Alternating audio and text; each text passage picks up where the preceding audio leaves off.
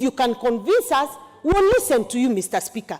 But this is a procedural motion to allow us, Mr. Speaker, to be able to give the public enough time to interrogate this bill, enough time to bring their recommendations to the ad hoc committee, and that is more important than the issue of keeping this bill on the roommate for another 14 days, Mr. Speaker. It's simple and very easy.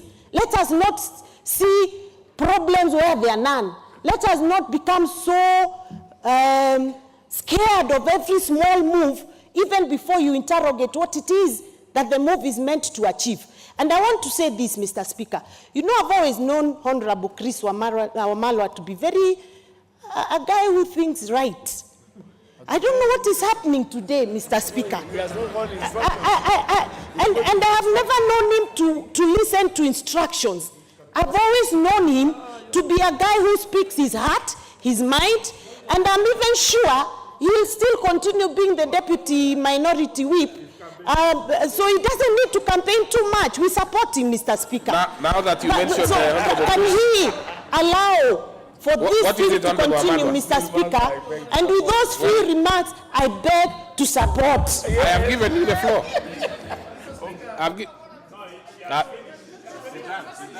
That is why I've given you the floor. Thank you, Mr. Speaker. Mr. Speaker, is Honorable Cecil Mbarire in order? The gracious lady who lost as a governor of Embu in the nominations.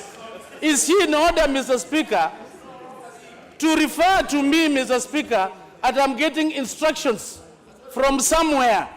I'm here upright, Mr. Speaker. I speak what is good for this country. Can she justify where these instructions coming from? She has already sat down.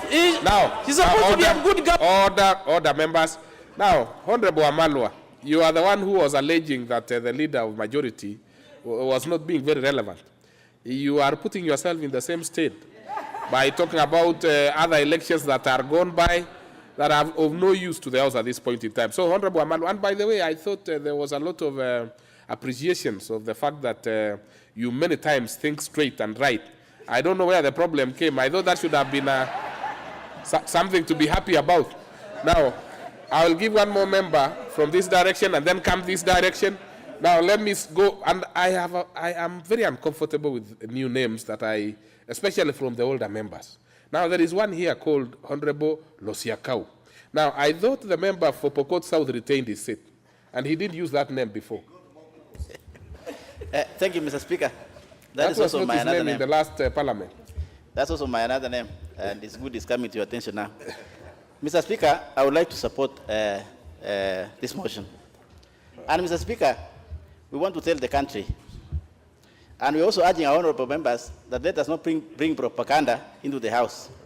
What means by this reduction, Mr. Speaker, and let the nation know, and let the people of Kenya know, this reduction means that the leader of majority on our behalf as Jubilee is asking, can we allow this motion or these two laws particularly, to go to the public within 1 day?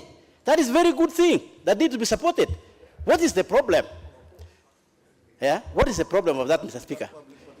If, for example, we go the 14 days, it means that this bill is going to be in a table office for 14 days without accessing the public. He's just asking, can we allow it to go to the public within 1 day, which we are supporting, Mr. Speaker. And we are also asking our colleagues on the other side, we want this bill to come to you within 1 day. What is the problem? Have it today, take it to the public, so that after 10 days, then we come here. Second, Mr. Speaker, it is true this country is not in a normal calendar, Mr. Speaker. We're having an election in the next few days or weeks.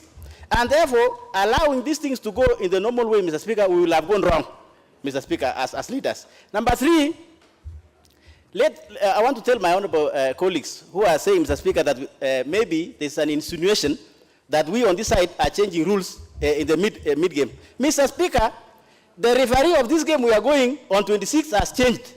It is now Supreme Court. The Supreme Court has even spoken itself and said, the last game you people went, you played wrongly. This is what you are supposed to have done. Mr. Speaker, are we going to be just naive, Mr. Speaker? not to live to the fact that the Supreme Court, which is now the referee in the game we are going, to just lie without making those changes that we have been requested to make, Mr. Speaker. We want to tell the country there's no sinister motive from our side.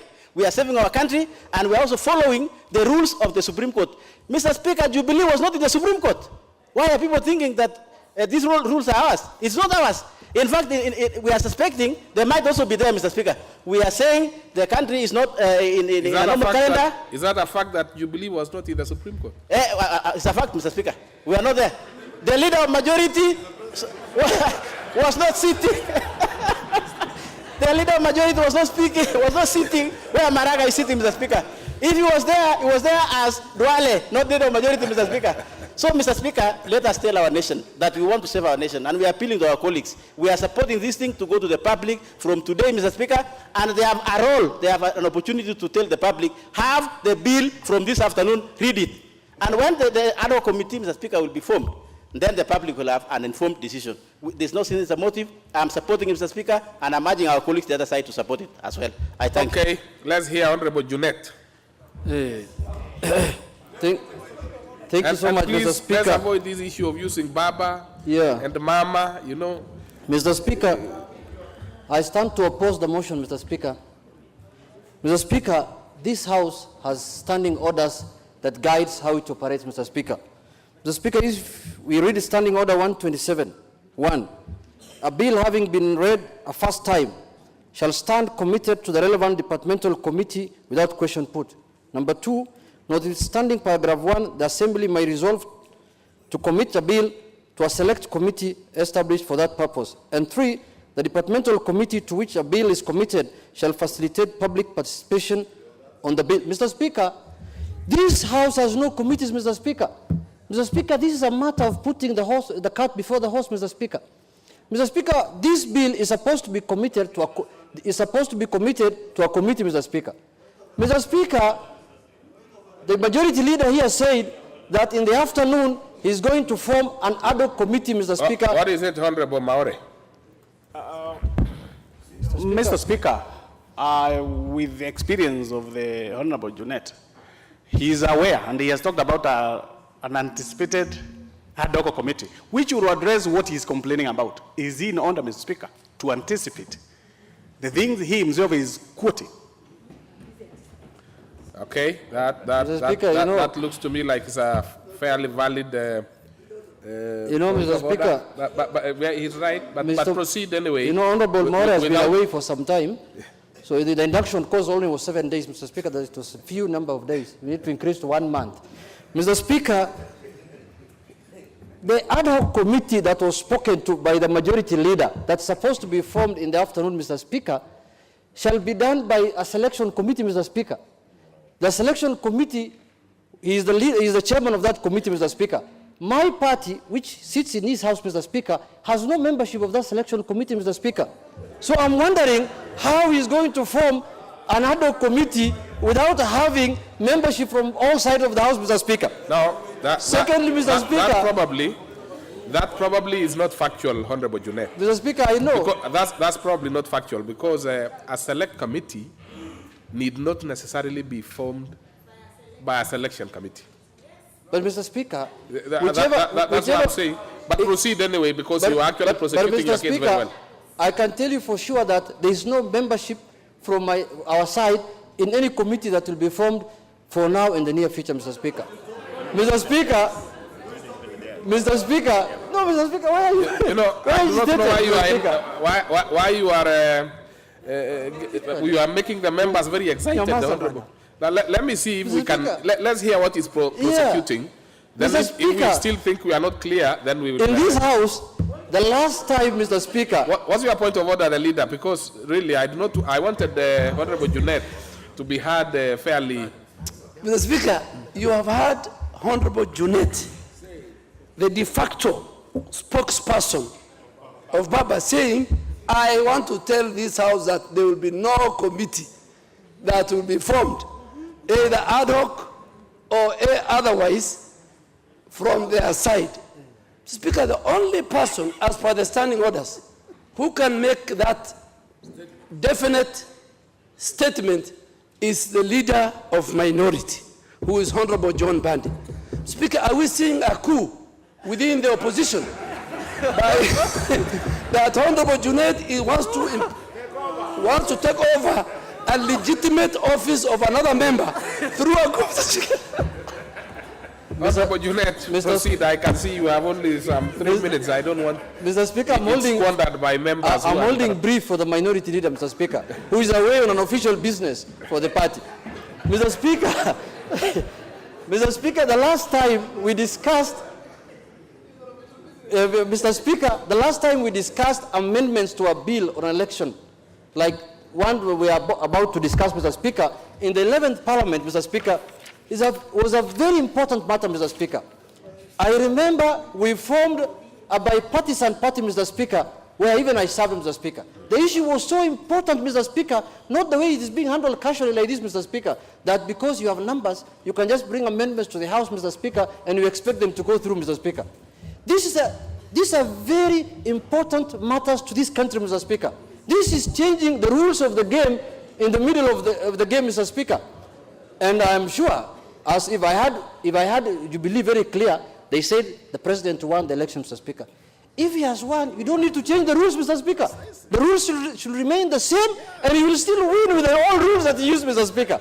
What is this that has necessitated, Mr. Speaker, the rules to be changed midway if Honorable Duale is aware that, or is confirming that the president won, Mr. Speaker?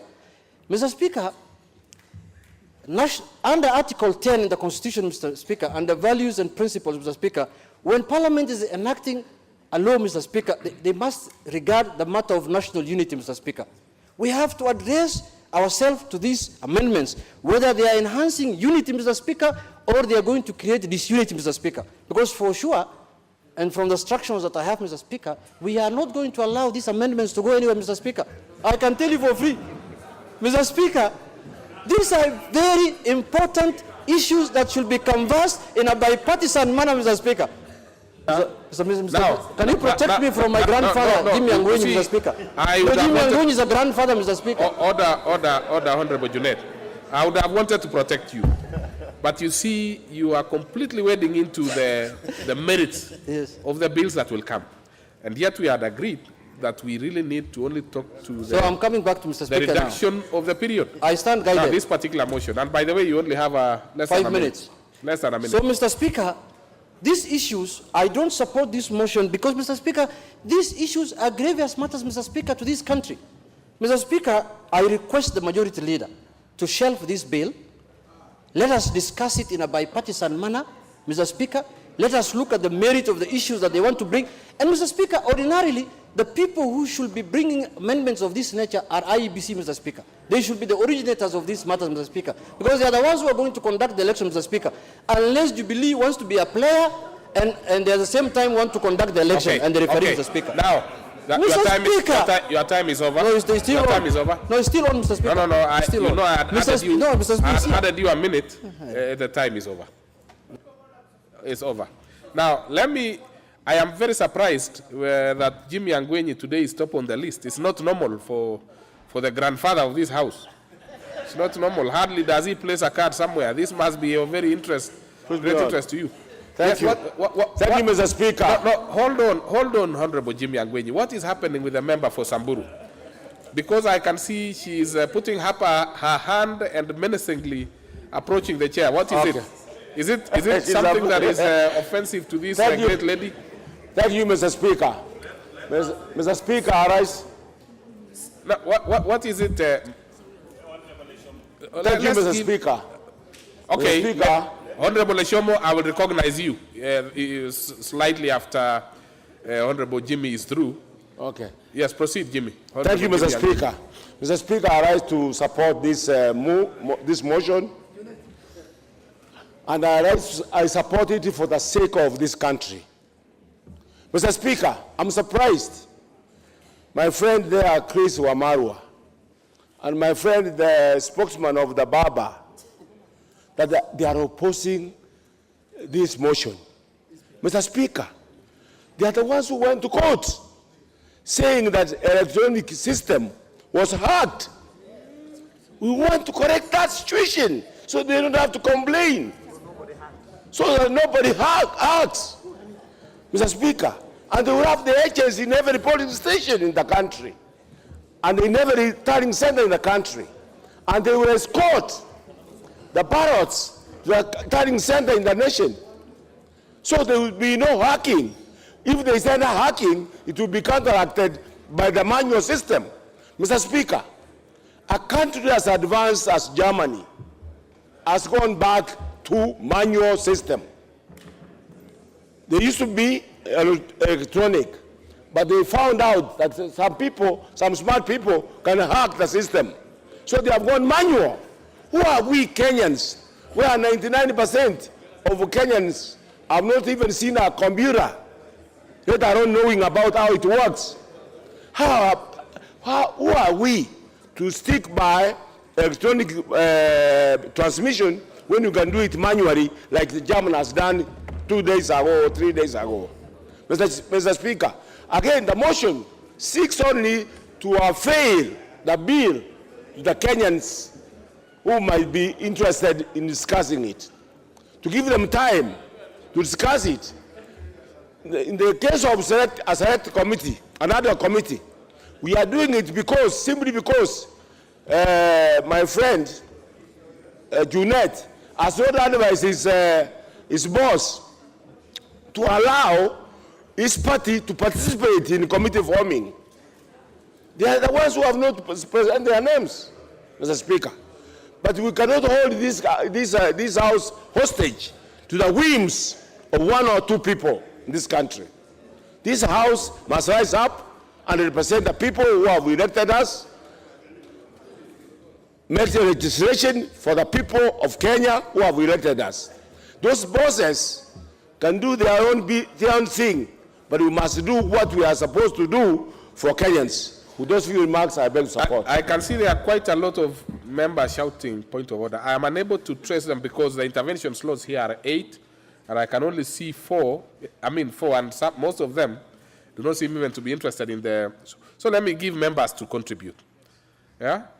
Let me go to now in this... Let me go to Honorable Otiende Amolo. Let me just go by the list here. Thank you, I Mr. hear the points of Speaker, order, sir. but unfortunately I can't be able to see it here. Thank you, Mr. Speaker, sir. Like Honorable Raso, your card is not reflecting at all. But let's see how it goes. We might have to remove members who do not want to intervene. Let me just be clear so that we can be able to be... Honorable Cheptumo. Where is Honorable Cheptumo? You are seeking an intervention? I think you want to contribute. So remove your card from the intervention slot. Cecily Mbarire, maybe do the same. She's not even in. Yes, now we are beginning. Cecily Mbarire has already contributed, so I do not think she wants... Okay, then the rest we will be, like I can see also Honorable Pukose. Yes. What is it that you want? Okay, it's gone. So let's hear Honorable Tiende, and then we'll come back now to the members who are... Thank you, Mr. Speaker, sir. Mr. Speaker, since this is my maiden contribution in this House, allow me to start by thanking the people of Rarieda for electing me. And if my voice is not so clear, Mr. Speaker, it is because I have recently encountered the full-arm tactics of the police in the course of my other duties as an advocate, giving pro bono services to a member of this House. But, Mr. Speaker, on the issue at hand, and some members are shouting, and soon they'll come to me for pro bono services. Mr. Speaker, on the issue at hand, in terms of reducing the period from 14 days to 1 day, Mr. Speaker, I would oppose this, and I'll take less than the time that is allocated. Mr. Speaker, the reason for this reduction usually would be to serve a greater public good. And the question that we must ask, is it in the interest of the nation at large that we reduce the time from 14 days to 1 day? I respect the members saying yes, but I beg that you listen to why I don't think so. It is very simple, Mr. Speaker. No matter what we do to the extent that the bill that is contemplated, and I have perused it, my Lord, Mr. Speaker, that bill, even when we debate it and when we pass it, unfortunately it will be unconstitutional, it will be idle, and it will likely result in postponement of the election from 26 to an unknown date. The reason is simple. The reason is, the only reason... Honorable Otiende Amolo. Yes, Mr. Speaker. This is something I want you to be very clear about. What is likely to be unconstitutional? Is it the passage of the law or the reduction of the period? Because if it is the reduction of the period, yes, then you are fine. If it is the passage of the law, then please, I will also still give opportunity for members to Mr. Speaker, you realize it's my maiden speech. Oh. I always thought I enjoy certain privileges. You in didn't that declare it. respect. Proceed. As new as I may be. Okay, you are right. Then proceed. Thank you, Mr. Speaker. Mr. Speaker, the fundamental issue, and I beg members to listen to this carefully, elections in this country are always emotive. And right now, the temperatures are high. And the question we must ask, what we are doing, will it help or will it worsen the situation? In my humble submission, Mr. Speaker, it will worsen. Why? The Supreme Court made a decision directing the IEBC to conduct a fresh presidential election in strict compliance with the Constitution and the law as was on 8th of August. No matter what we change here, that will not be the law that the IEBC will apply. So what is the hurry in bringing it forth? However, if you change the law, the IEBC will then be at a crossroads. Does it follow the Supreme Court in terms of its instructions in its judgment, or does it follow the National Assembly in terms of hurriedly changed laws? I submit, Mr. Speaker, that what will result is that the IEBC will then follow the National Assembly quickly and hurriedly change laws which are unconstitutional and which will be declared as such, and will purport to conduct an election which will again be nullified. I beg, Mr. Speaker, that we take the full 14 days so that we can consider the merit of this matter rather than hurrying it and plunging this country into chaos. Thank you, Mr. Speaker. Well, if it were not your maiden speech, I would have asked you, well, I mean, then what does any member have to lose? Because if it will not be applied, then there should be no real major worry. But that's not the issue now, because Honorable Otiende Amolo has just lost his right of, contributing for the first time, and therefore being interfered with by members. Just a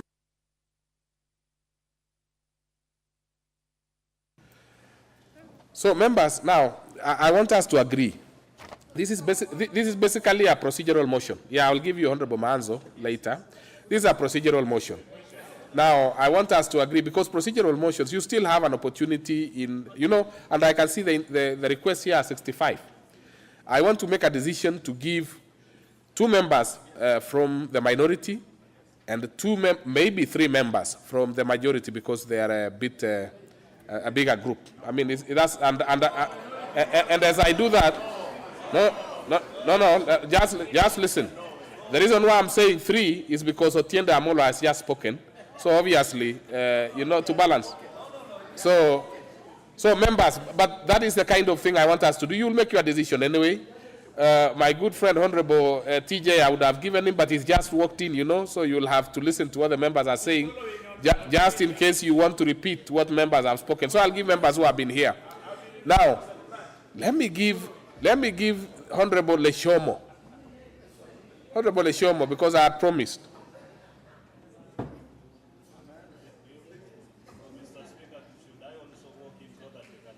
No, I won't give you if you walked in.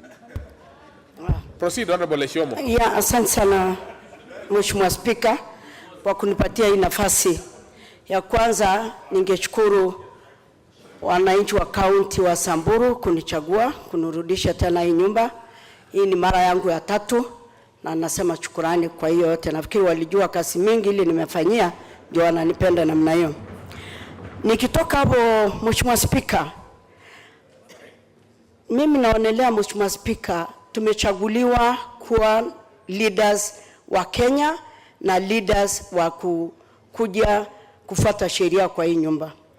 Mheshimiwa Spika, Kile shida tuko nayo sasa, kila mwananchi anajua tunarudi kwa election tarehe 26. Na mimi kile ninaona, hakuna haja tung'ang'ane, tunajipanga kwenda kwa election. Kwa njia yoyote kura tunaenda kupiga. Kwa hivyo mimi ningemwambia tu wenzangu wa CORD. Ningesema hivi. NASA, imekuwa NASA sio CORD. Ningesema hivi tu, ni muhimu tuangalie ile kitu inasaidia mwananchi katika Kenya hii. Wamalu amesema kuna temperature. Temperature, nani amepima temperature? Akatuambia temperature inapima namna gani? Ya pili, sijui kama ni daktari angetuambia. Ningependa pia kusema, ni mzuri tu mnisikize. Hiyo temperature kama iko Kenya inaletwa na NASA.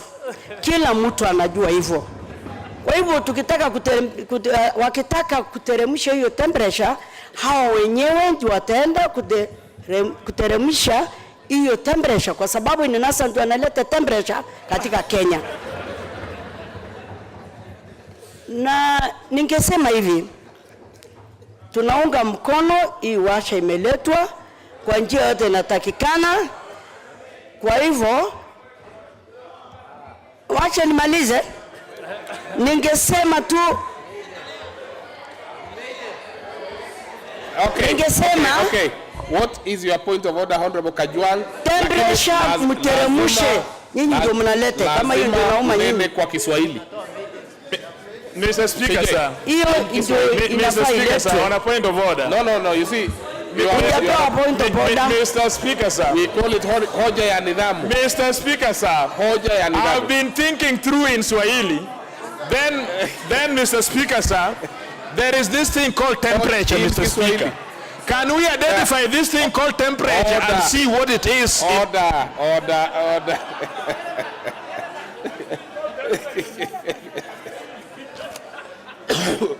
Let's proceed. Let's proceed with the. Now that you could not converse it in Kiswahili, you are out of order. Proceed. Honorable Eshomo, please let her give her back the mic. Honorable Eshomo. Yes. Okay, nafikiri ni joto ndio mko nayo mingi. Kwa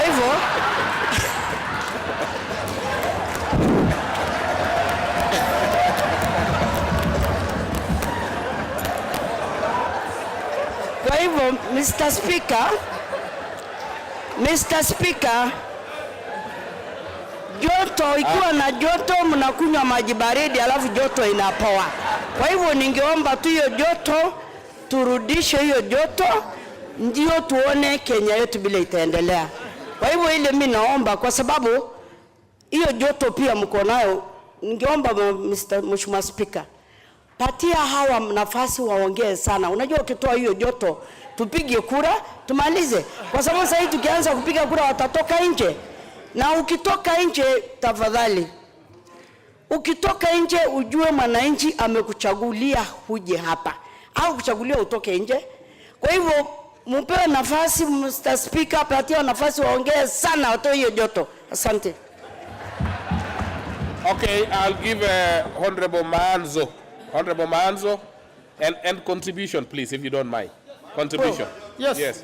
Yeah, Contribution. Thank you, Mr. Speaker, for this opportunity. Mr. Speaker, I would like to say, as it is put in the order paper, the election laws, Mr. Speaker, if you look at the memorandum therein, it is by the Honorable William Cheptum, my good friend and my senior in the legal profession. And if you look at it, this bill is a majority party-sponsored bill. Mr. Speaker, would it not have been in order for this particular bill to have originated from the leader of majority? Because as far as I know, that should have been the order. And ordinarily, the last time we handled this, if you look at just above that, they say it does not concern the counties, Mr. Speaker. Mr. Speaker, this particular law concerns the counties. Because the governor can be, you know you are looking at the by-elections likely to come, for the MCS and for the governors and for the MPs. In fact, in this House, Mr. Speaker, we have over 50 election petitions. So there could be... Honorable Manzo, yes, that could be validly raised. Yes. At the point when we are discussing the main act, because the issue now is the reduction, as to whether it concerns the county or otherwise. Yes, Mr. And by the way, I think this is a matter that will still go to the Senate anyway. That's so, true, so really, whatever you are saying now may not even be relevant. Yes, Mr. Speaker, the relevance originates from 120 because 120 refers to 117, Mr. Speaker, and therefore it means before we begin, we must get it right. Otherwise, Mr. Speaker, in the normal course of events, this should be returned back to the registry or to table room for correction, Mr. Speaker, before it is tabled here and before it is recorded as it is recorded on the order paper, Mr. Speaker. Otherwise, as it stands, Mr. Speaker, it is illegal, it is defective, and should not have been brought in the form it is. It should not even have been published because it is misleading the public, Mr. Speaker, and it is misleading the House, Mr. Speaker. It concerns the counties, and here it states that it doesn't. No. This concerns the counties. If you look at 120, Mr. Speaker, if you look at 120, Mr. Speaker, yes, I know it's a procedural motion, and it's on publication, which is what we are dealing with, Mr. Speaker, right now. It refers to Article to 117, Mr. Speaker. It refers to 117, and under 117, it is where it is mandatory. It must be specified, Mr. Speaker. And that's also a point I wanted to make, Mr. Speaker, so that, Mr. Speaker, we must get the record right from beginning, Mr. Speaker, so that we stop misleading the public, Mr. Speaker. I will give Honorable Ngunjiri, and I have made a decision to add one more on each side, so that we can at least, and then that will be it. So Honorable Ngunjiri, proceed. I will give one person from this side and one person from the other side, and that will be it. Asante sana, Bwana. Maybe actually I'll give two from this direction because I realize somebody else has spoken here. So two from the minority. Asante sana Bwana Spika, nashukuru kwa kunipa nafasi hii, na ningetaka kuweka nguvu ya kusema naunga mjadala huu mkono. Naunga mkono kwa sababu ya mambo yafuatayo ambayo ningeyataja kwa saa hizi. Sisi ni wajumbe na tulisikia ruling ile ilifanywa kwa bunge kwa Supreme Court. Ilikuwa watu wale wataweza okoa sasa shida ile tunaye kwa nchi ni wabunge. Tulisikia rais akisema yeye mwenyewe na ni rais wa nchi hii, yule mtu ataweza okoa hii jambo sasa ni bunge. Ningetaka kusema Bwana Spika, sheria haikuumba mwanadamu, lakini mwanadamu alitengeneza sheria. Kwa hivyo katikati ya hapo, na ningetaka kwanza, isipokuwa wakili huyo hayuko hapa ambaye ni mjumbe kama mimi, ningependa kumkumbusha, utaweza kuwa na masomo, uwe na masters, uwe mchungaji, lakini kama una ile jambo kwa Kiswahili inaitwa wisdom, hekima kwa Kiswahili, kama una hekima, kama ningesema ninaomba kusema ile kwa msemo wa Kizungu, hakuna shida. Kama una hekima, uwe na masomo, uwe na degree, uwe na kila kitu, uwe na utajiri, bure kabisa. Hakuna kitu iko hapo. Bwana Spika, mimi nashangaa kama sisi tumechaguliwa kuja kutengeneza sheria. Na kama wakili angekuwa hapa ningemwambia ile sheria walitumia katika court ilitengenezewa nyumba hii hapa. Kwa hivyo si ndio tuna jukumu ya kuweza kutengeneza sheria. Lakini ninashangaa nikisikia tukipingana kuiweka iwe ya siku moja mjadala huu, ninashtuka kama tumechaguliwa na watu. Ni kama nyumba inachomeka na tunaona nchi inachomeka. Then unasema hii moto isimame kwanza kupima moto, tujadiliane kwanza. I think that hiyo sio wisdom, hiyo sio hekima hata kidogo. Saa hii tunajua nchi iko na shida. Na ile shida iko ni sisi wabunge tumechaguliwa kuwakilisha wananchi na kutengeneza sheria. Kwa hivyo ningewaomba wenzangu, tafadhalini tujadiliane, tupoeze moto hii iko kwa nchi kwa kuweza kurekebisha. Bwana Spika, kura ilipigwa, sikusikia koti ikilete shida kwa kusema kura haikupigwa. Kura ilipigwa na tunajua rais akashinda. Ile mambo tunazungumzia na ni ya muhimu katika hii bunge. Ile gari inaitwa transmission. Ile gari ilibeba kura kutoka huko kulete Nairobi. Ningeuliza watu ya NASA waseme tulete na wheelbarrow ama tulete na punda ama pikipiki bali tutapeleka hiyo kura. Na hiyo ni jambo ya kusaidia nchi yetu ili hii shida ikwishe. Mheshimiwa Ngujiri, ongelea kupunguzwa kwa muda kutoka 14 mpaka 1. Hiyo yenye umefanya, unaendelea kuzungumzia mambo ambayo yatakuja hapo mbele. Bwana Spika, ninasema hivi kwa sababu kama mjadala huo wa kubadilisha tukuje kwa siku moja kutoa siku 14, inaniruhusu nizungumze na wewe Bwana Spika, kwa sababu nasema kama hiyo kuileta na transmission ndio ilete shida, basi tuzungumze, tufupishe wakati kutoka siku 14 kujadilia hii mambo, ikuje siku moja ili mambo imalizike, tuendelee. Uchumi imeenda chini Bwana Spika kwa sababu ya siasa yetu hapa. Tuwe pamoja na tusilete mambo ya NASA, mambo ya Jubilee. Tuko hapa kama wajumbe, tutengeneze sheria ambayo itaweza kusaidia. Ya mwisho Bwana Spika, ingawa nasema natoka nje ya maneno, lakini najua ningeomba wananasa waheshimu wa mama, kwa sababu ninajua hao wana tatizo na wamama, hata principal hao wengine wanapigwa na wamama. Kwa hivyo heshima hiyo sisi kwa Jubilee tunayo heshima hiyo. Asante sana Bwana Spika. Nashukuru na hii mjadala. So I will give the member for Dagoretti just a minute. Yes. Mheshimiwa Speaker, nataka nitoe shukrani zangu na Now that you've started in Kiswahili, you will not change. So proceed. Nataka nitoe shukrani zangu za 30 za kila mmoja aliyechaguliwa kwa jumba hili bunge la 12. Kwanza Bwana Spika, nataka nisikitike kidogo kwamba ndugu Duale ambaye wameomba kupunguza siku za kujadilia za ku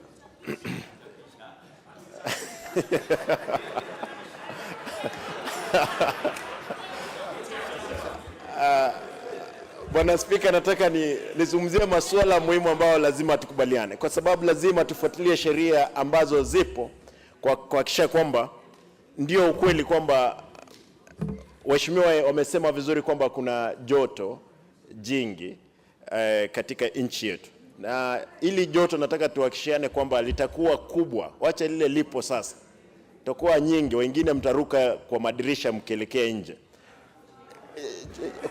Kazi kubwa Bwana Spika.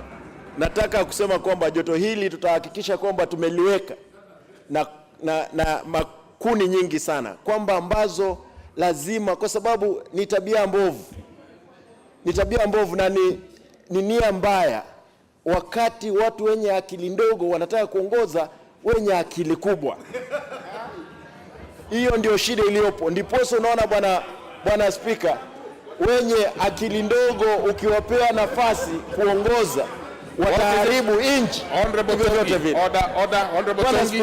Honorable Tongi. Wenye watu wote katika dunia yoyote ile, watu ambao Bwana Spika, Bwana Spika, ukiona watu wanapiga kelele, hiyo ni akili ndogo. Ni akili ndogo, kwa sababu aliye na akili kubwa hawezi piga kelele ambayo inapigwa. Mimi nataka kusema bila kuogopa kwamba kuna nia mbovu ya kutaka kurudisha muda wa kuchapisha mjadala huu, na hiyo nia mbaya ndio tunawaambia kwamba ninyi mmeanza chuma kimotoni, na tutahakikisha Bwana Spika kwamba hamna sababu ya mtu yoyote kwa tufanyisha kwamba tufanye biashara mbaya. Kwa hivyo ndugu zangu ambao ni wa Jubilee, tunataka tuonye mapema tu kwamba hamtutishi, hatutishiki na hatutakubali. Nataka kuwaonya mapema. I can see there is a lot of...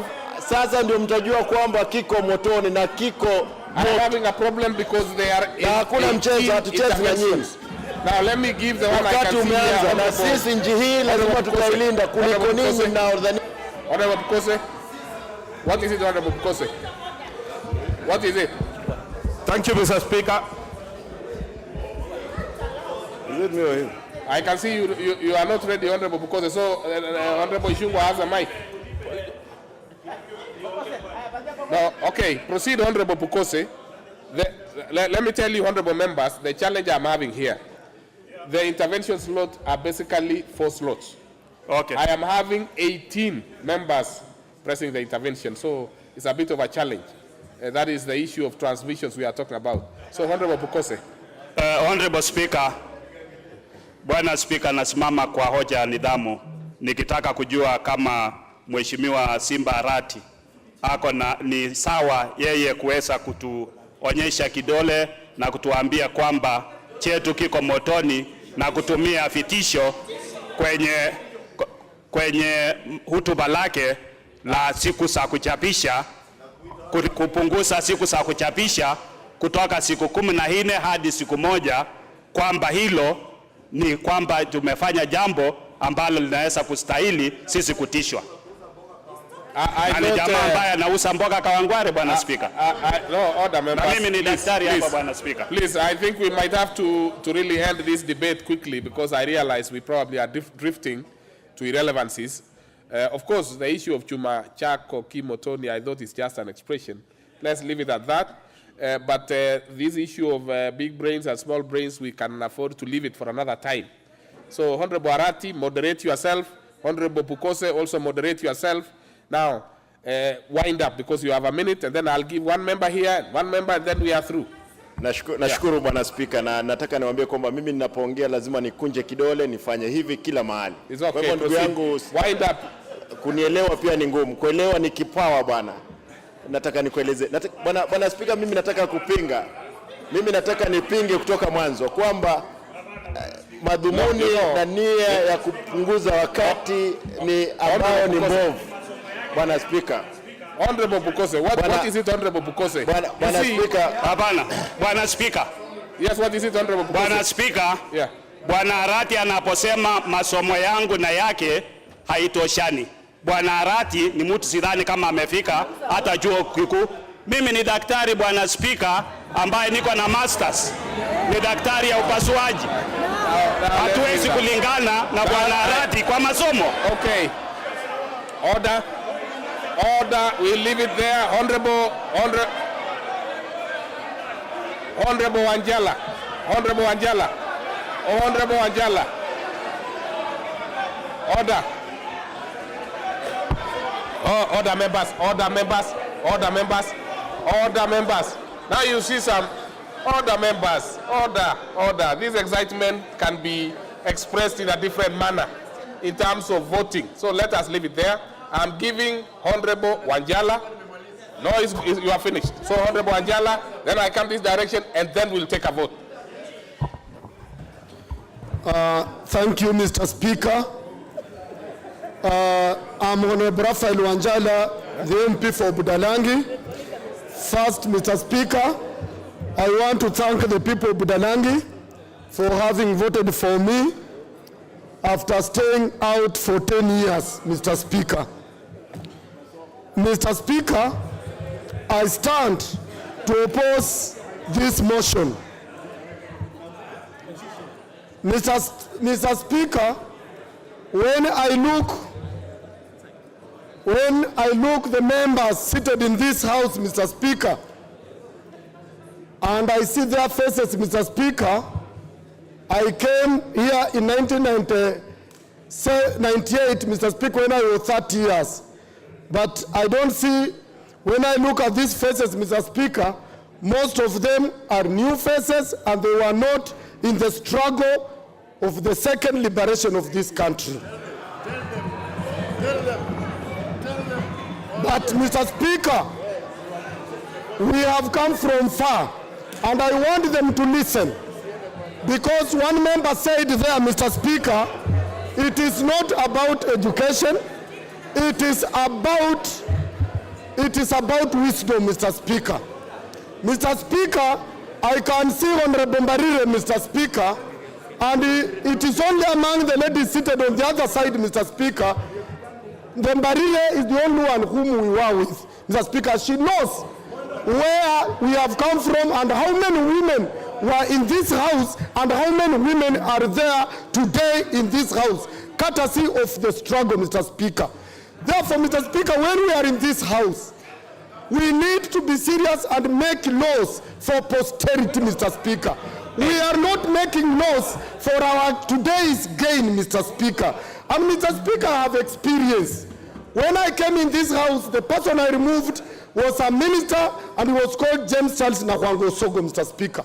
And they made a law here under IPPG, Mr. Speaker, that for you to be petitioned, the petitioner shall file, Mr. Speaker, and serve the petition within 28 days. Mr. Speaker, they knew they were in power, they were in Kanu, they will rig, after winning, they will go to Dubai or wherever and stay there, and you will not be served with that petition, Mr. Speaker. And indeed, I beat him, Mr. Speaker. So when we went to court, after winning election, I also went to Dubai. I stayed there 28 days. I came back because of the same law he made, Mr. Speaker. And when we went to court, I won that petition. I'm telling my brothers and sisters on that side that this country, we have brought it from very far. It has cost people's blood. Mr. Speaker, I want to remind them that women used to strip in Uhuru Park for the liberation of the second liberation. When we are making these laws, that is why we said, because we were being bulldozed to make laws in this house. Mr. Speaker, it used to happen the way it's happening in Uganda today. We said we shall have public participation. Leader of majority, if you are reducing it 1 day, when will we have public participation? Mr. Speaker, Kenyans want, when we are making laws, we must carry Kenyans together with us. Clearly, order. Honorable Anjala, clearly, you know, Honorable Anjala, clearly you are not in... Mr. Speaker. No, Honorable Anjala, the issue of reduction of publication from 14 to 1 day is a matter that was canvassed through the Constitution that was enacted in 2010, and probably you are actually not here. It does not require public participation. Now, what requires participation is the bill itself. So we can wind up this thing. I think members have spoken. Members have spoken on these things. Let us just proceed. Order, Honorable Anjala. Let's just put the question, and then you make your decision, honorable members, because I realize we are beginning to repeat ourselves. And you know the way it is done. If you vote one way or the other and you want to demand anything, you know the process. So I put the question, which is that pursuant to the provisions of Standing Order 120, this House reduces publication period of the following bills. 1, Public Trustee Amendment Bill, National Assembly Bill number 32 of 2017, from 14 to 10 days. 2, Copyright Amendment Bill, National Assembly Bill number 33 of 2017, from 14 to 10 days. 3, Election Offences Amendment Bill, National Assembly Bill number 38 of 2017, from 14 to 1 day. 4, Election Amendment Bill, National Assembly Bill number 39 of 2017, from 14 to 1 day. Will as many as of that opinion say aye? Aye. Many as of our contrary opinion say nay? No. The ayes have it.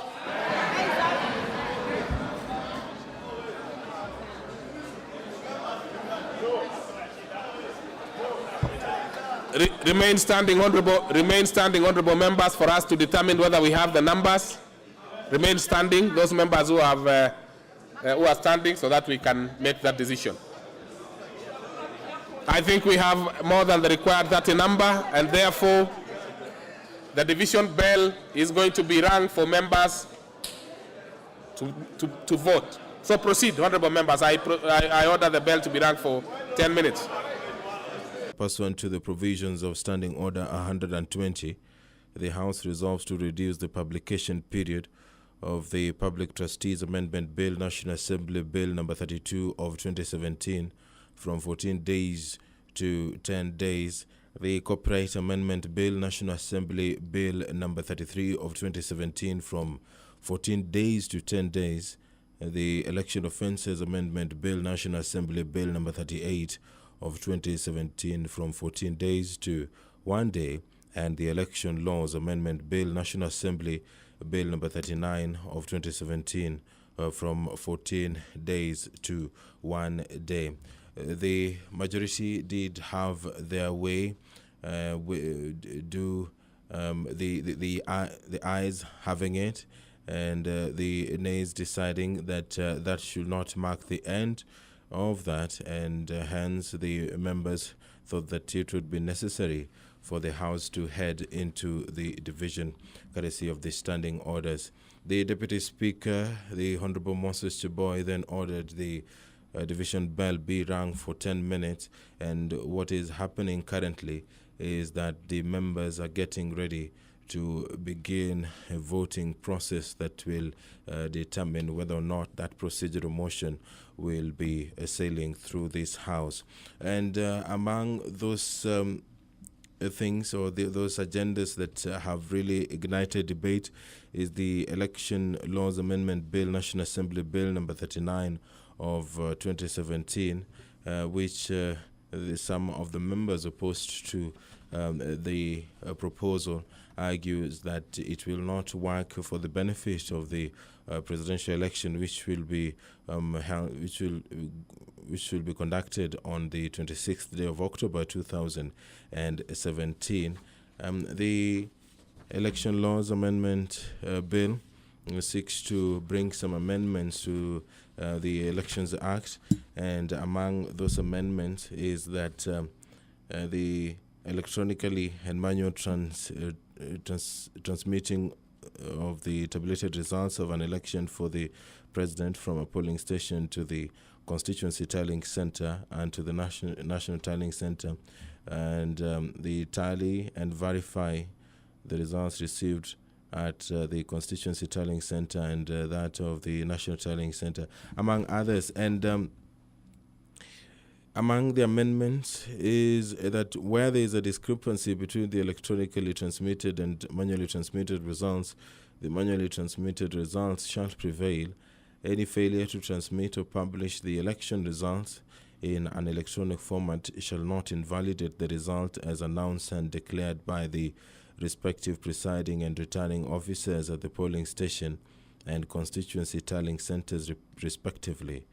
The Commission, that is IEBC, this according to the proposed amendments, will facilitate public information, establish a mechanism for the live streaming of results as announced at polling stations, and the results so streamed shall be for the purpose of public information only and shall not be the basis of a declaration by the Commission.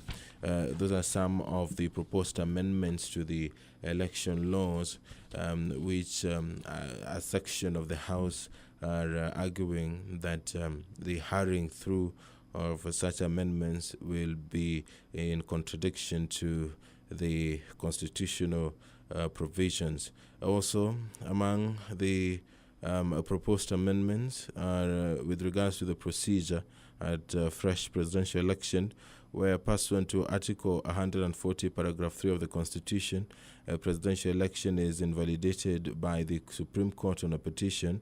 The Commission shall publish a notice in the Gazette within 7 days from the determination of the court, indicating that the presidential election has been invalidated and that no candidate has been elected as president.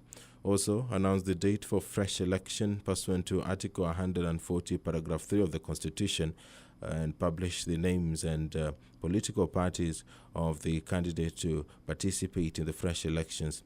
Also, the candidate to participate in the fresh election pursuant to Article 140, Paragraph 3 shall be determined by the nature of the petition that invalidated the original election And it goes on to say as follows: where the petition challenging the election was filed by a runner-up or the runner-up candidates for the fresh election shall be confined to the petitioner and the president-elect whose election was annulled. Also, where the petition was filed by more than one candidate who had participated in the regional election, the petitioning candidates and the president-elect may participate in the fresh election. If you're just joining us, the members are getting ready to head into division. There is a lot of consultation going on. Earlier, the speaker did put the question where the majority side did carry the day, but according to those opposed to the procedural motion, they proposed that that vote be taken to the division, and that is what we are waiting for currently. The principal object of the Election Laws Amendment Bill 2017 is to amend the Independent Electoral and Boundaries Commission Act 2011, number 9 of 2011, the Elections Act 2011, and the Election Offences Act 2016, to provide for the proper conduct of the affairs and business of the Independent Electoral and Boundaries Commission and for effective management of elections. The Leader of Majority, the Honorable Eden Duale, did argue that based on the proposals or based on the ruling of the Supreme Court, it was only prudent for the House to come up with ways of ensuring that such gaps which were identified by the Supreme Court are taken care of. The Leader Majority arguing that the country is headed to yet another presidential election in a number of days, and it will not be okay for Kenyans to be subjected to another court process due to failure by the Independent Electoral and Boundaries Commission to adhere to the constitutional frameworks which took the presidential election to the Supreme Court in the first place. And also, among other amendments, is that the Election Offences Act 2016 is amended by inserting a new section immediately after Section 6, and that is 6A, which states that notwithstanding any other provision in this Act or any other written law, a presiding or returning officer in an election who is in relation to the prescribed document containing the results of the election knowingly fails or refuses to sign the document.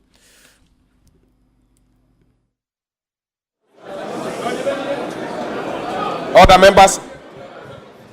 Quickly. The members who are now there.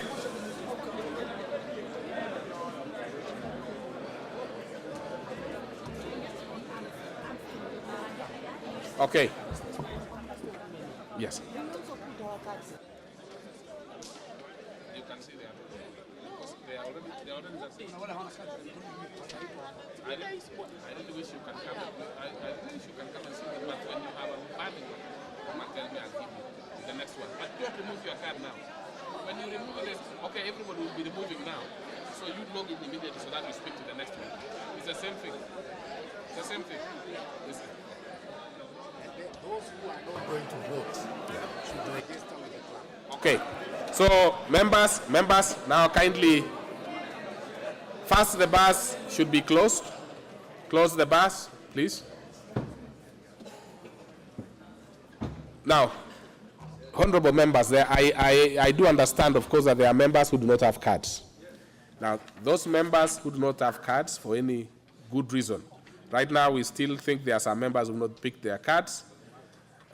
Come forward so that we can manually register you. You know, this manual thing sometimes happens, and I'm giving you only 1 minute.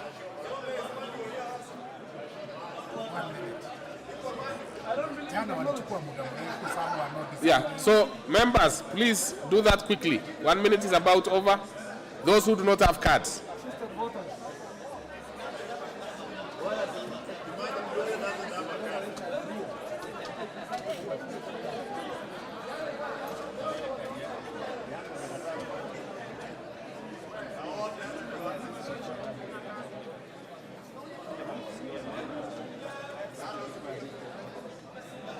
Okay, so Members, I want to advise, there are members who will be voting aye and that others will be voting nay.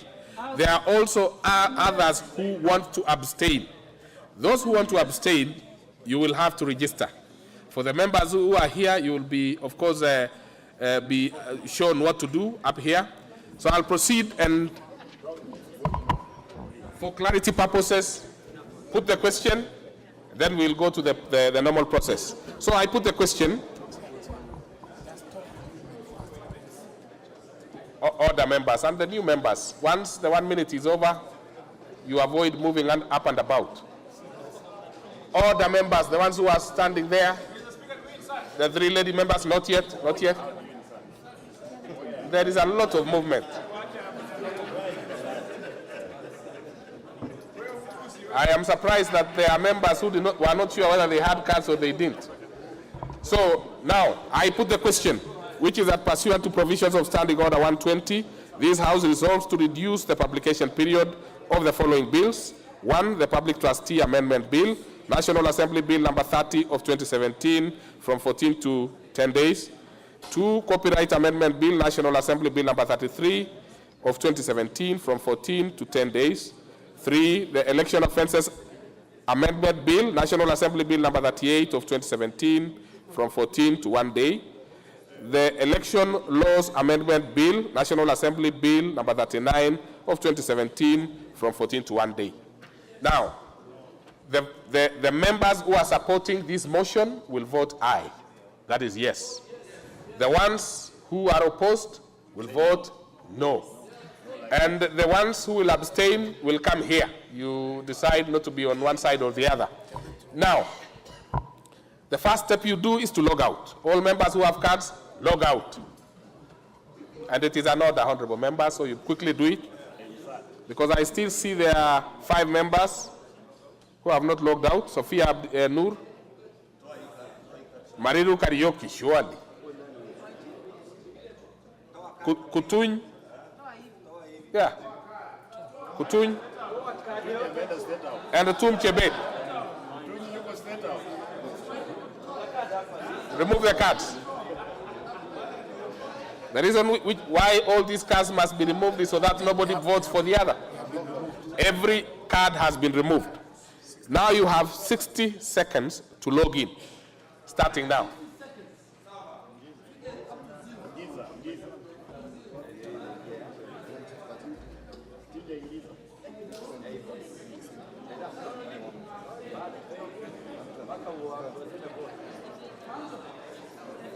$60 seconds.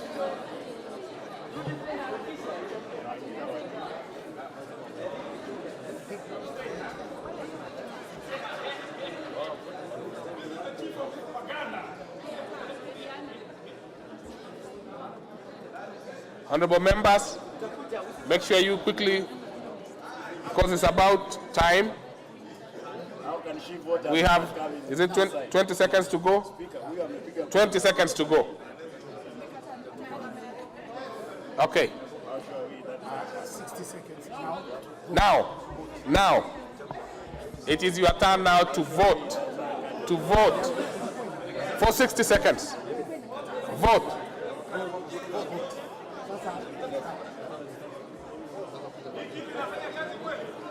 Yes, it is. It is 60 seconds. No.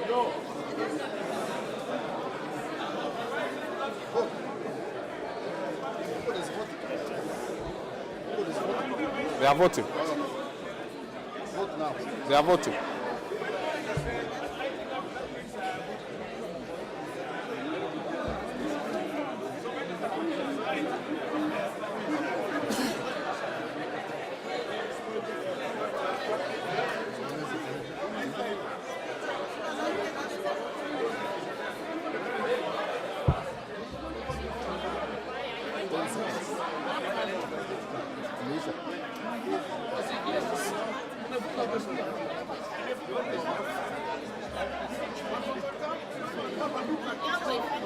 Now, the voting is over. Voting is over. Voting is over now.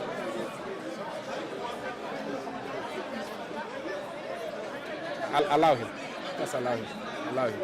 Just allow him. Just vote. Vote. Just vote. Just vote.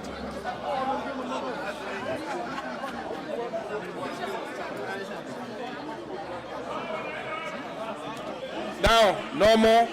No more. No more members coming to vote. Please. Just take your seats.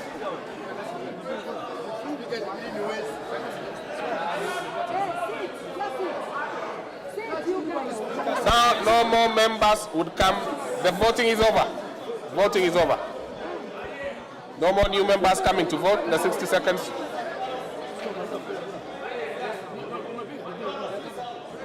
The ones who have voted can please go back.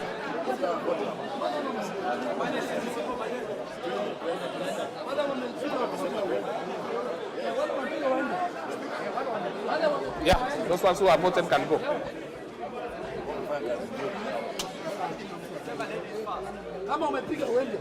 So that there is no, all of you have voted?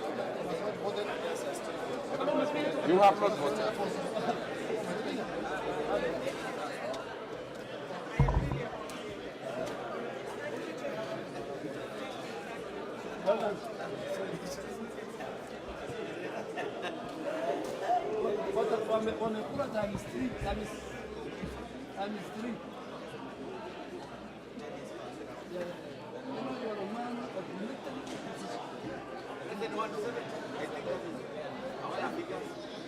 We are more than 20 here, na wanasema ni 10. Wala ni wala wako na kati. 170 those guys of card right now. Oh, it's on 161 9 hawajafika. 9 au. No, ama kadi yako iko hapo na hivi.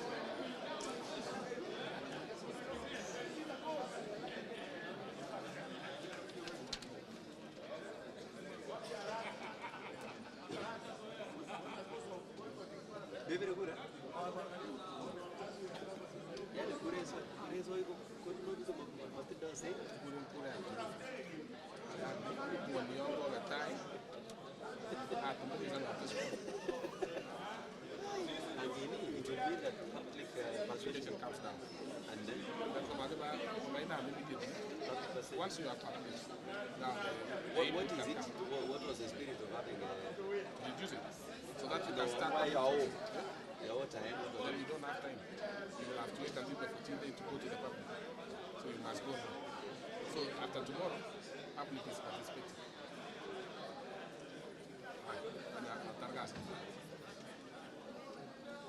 Now, honorable members, I think you have done your bit. Let me see what we have.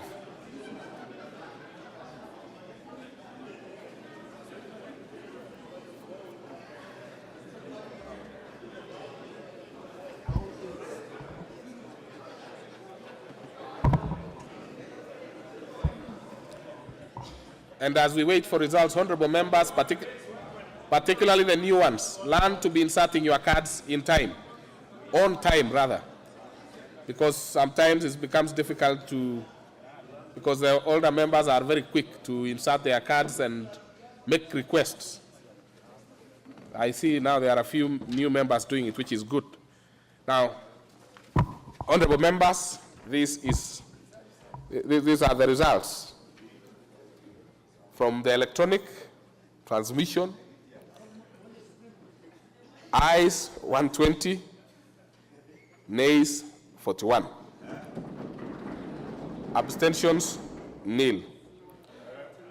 From the manual transmission, ayes 24, nays 12, abstentions nil. So the total ayes 144, nays 53, and abstentions nil. Therefore, the motion is taken.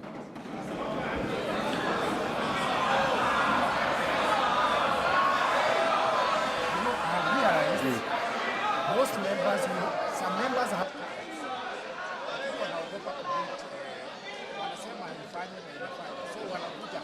But I hope they don't vote there and come home. That's okay. In fact, many of them don't even know that they are now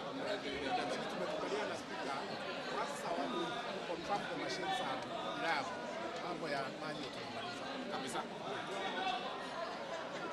kama mtu hana kadi na vote.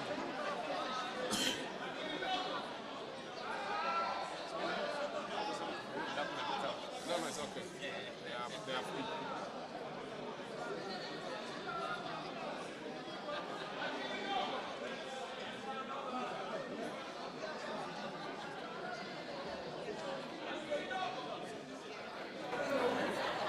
So, honorable members, kindly allow the members from the minority. I am informed they are having a parliamentary group meeting. So they are actually moving to their parliamentary group meeting. I don't think it's anything more than that. So the members are walking to their parliamentary group meeting. So I think it's perfectly in order. Now, we will proceed with the transactions. I see there are a few members from the minority who are still there. So we will transact business because we have the required quorum. Now, going to the next order, but first I want to exercise powers understanding order number 1. Honorable member for Emurua Dikir had intended to move a motion of utmost national importance, and when he came, the process had begun. So I'm giving an opportunity now to quickly move it, and I hope you have planned yourself with the members who will support your motion. Honorable Ngeno. Thank you, Mr. Speaker. I also want to thank you for allowing it to happen at this particular moment. Mr. Speaker, this is a matter I beg to give notice of the following motion. That pursuant to Standing Order number 33-1, I seek leave to move for the adjournment of the House for purposes of discussing a matter of urgent national importance following tribal fightings or clashes which occurred in Transmara, specifically along the border of Kilgoris and the Murwadikir constituencies. On September 23rd, 2017, 10 people lost their lives and many others were injured. Currently, there remains tension in the area. Honorable Speaker, it is for this reason that I therefore seek for the adjournment of the House in order to discuss a definite matter of urgent national importance.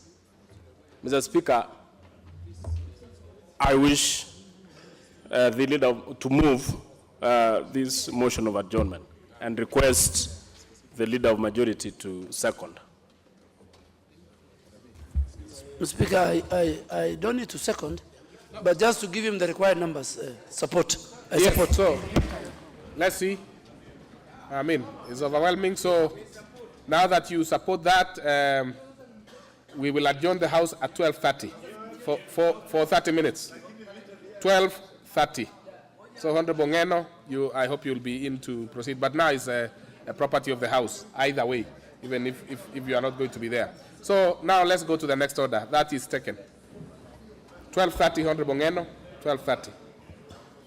Order number 9, The Public Trustee Amendment Bill, National Assembly Bill number 32 of 2017, first reading. A bill for an act of parliament to amend the Public Trustee Act and for connected purposes. Order number 10, the Copyright Amendment Bill, National Assembly Bill number 33 of 2017, first reading. A bill for an act of parliament to amend the Copyright Act 2001. Order number 11, the Election Offences Amendment Bill, National Assembly Bill number 38 of 2017, first reading.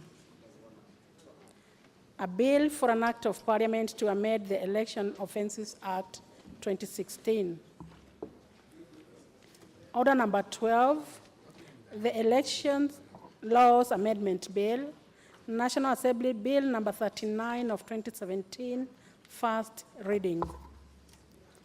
A bill for an act of parliament to amend election-related laws and for connected purposes. Order number 13, motion, approval of sessional paper on the Kenya health policy, question to be put.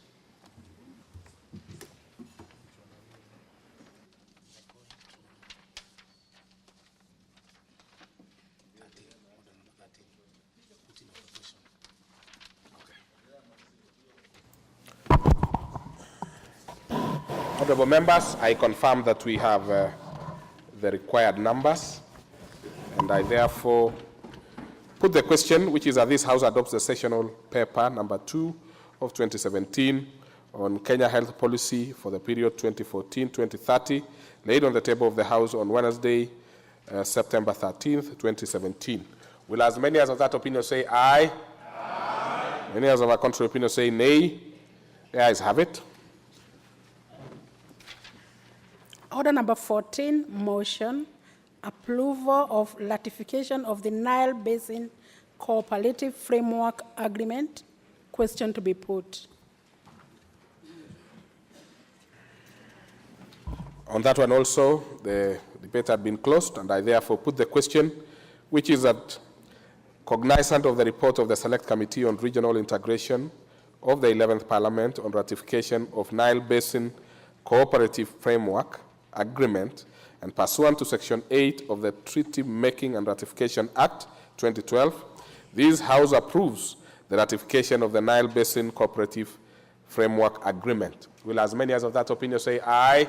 Aye. Many as of our contrary opinion say nay? The ayes have it. Order number 15, motion, establish. Sorry. Are we through? Proceed. Order number 15, motion, establishment of ad hoc committee on the supplementary estimates financial year 2017-2018. Now, honorable members, you realize I had given the adjournment motion only 30 minutes. We will look at how quick we are able to transact this particular one. And then I probably might add a few more minutes to the adjournment motion. So let's see, Honorable Leader of Majority, if we can save some time from here, we will put it in the bank for the adjournment motion. Mr. Speaker, in order to save more time, I will also, with your permission, set for the afternoon session motion number 16. So that once we are through with this motion, 15, then we can allow Honorable Johanna Ngeno, now that he's a serious member of our coalition, to give him this. the new members don't understand, but in the last parliament, 11th, Mr. Speaker, you know him. He was a lot of, he had so many, he was the one who was a cantankerous, not in a very good leader. So I'll remove that so that we give more members to help him discuss his motion. Honorable Speaker, I beg to move that, aware that the country is proceeding to a fresh presidential election on October 26, 2017, further aware that this process requires realignment of valuable available resources to finance various election-related activities, noting that such reallocation of resources may only be achieved in accordance with the provisions of Article 223 of the Constitution relating to supplementary appropriation bill or motion which is before the House. Cognizant that the supplementary estimates for the financial year 2017-2018 have been laid on the table of the House, also noting that the Budget and Appropriation Committee that could ordinarily do the examination of such budget-related matters is yet to be established, further noting that the urgent need to consider and conclude with the matters in time for the presidential elections pursuant to the provisions of Standing Order 218. This House resolves, 1, to establish ad hoc committee to be known as ad hoc committee on the supplementary estimate.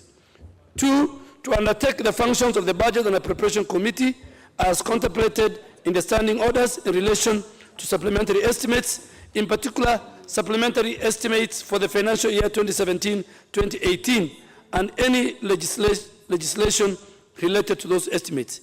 B, that the committee comprise of the following members: the Honorable Joseph K. Limo, MP, Chairperson; the Honorable Ruth W. Moniki, MP; the Honorable Bernard Masaka Shinali, MP; the Honorable Fatuma Gedi Ali, MP; the Honorable Dr. Naomi Shaban, MP; the Honorable Alois Loita Maga, MP; the Honorable Moses Lesonet, MP; the Honorable Kimani Ichungwa, MP; the Honorable Katip Mashetani, MP; the Honorable Kalicha Wario, MP; and the Honorable Sahara Koreri, MP. Mr. Speaker, on the onset, with your permission, Madam Speaker, I am sorry, I didn't know that there was change of guard. Madam Speaker, that everything we do in this House is in line with the Constitution and the related laws. So, Madam Speaker, the function to oversight the executive, as we are doing now, is a function for each and every member of Parliament. The function to legislate is the one we have just done, where our members, on instructions from some people, they did not perform that function. And now they are not performing the function of oversight on budgetary matters. And of course, I hope they will perform the function of representation and go back to their constituencies over the weekend, as we do. Madam Speaker, budget-making process is in the Constitution, Article 218, Article 223, name it. And it's only this House, not the Senate. It is this House which has the powers in making budgetary provisions, in making sure that necessary resources are appropriated through the appropriation law for government to spend.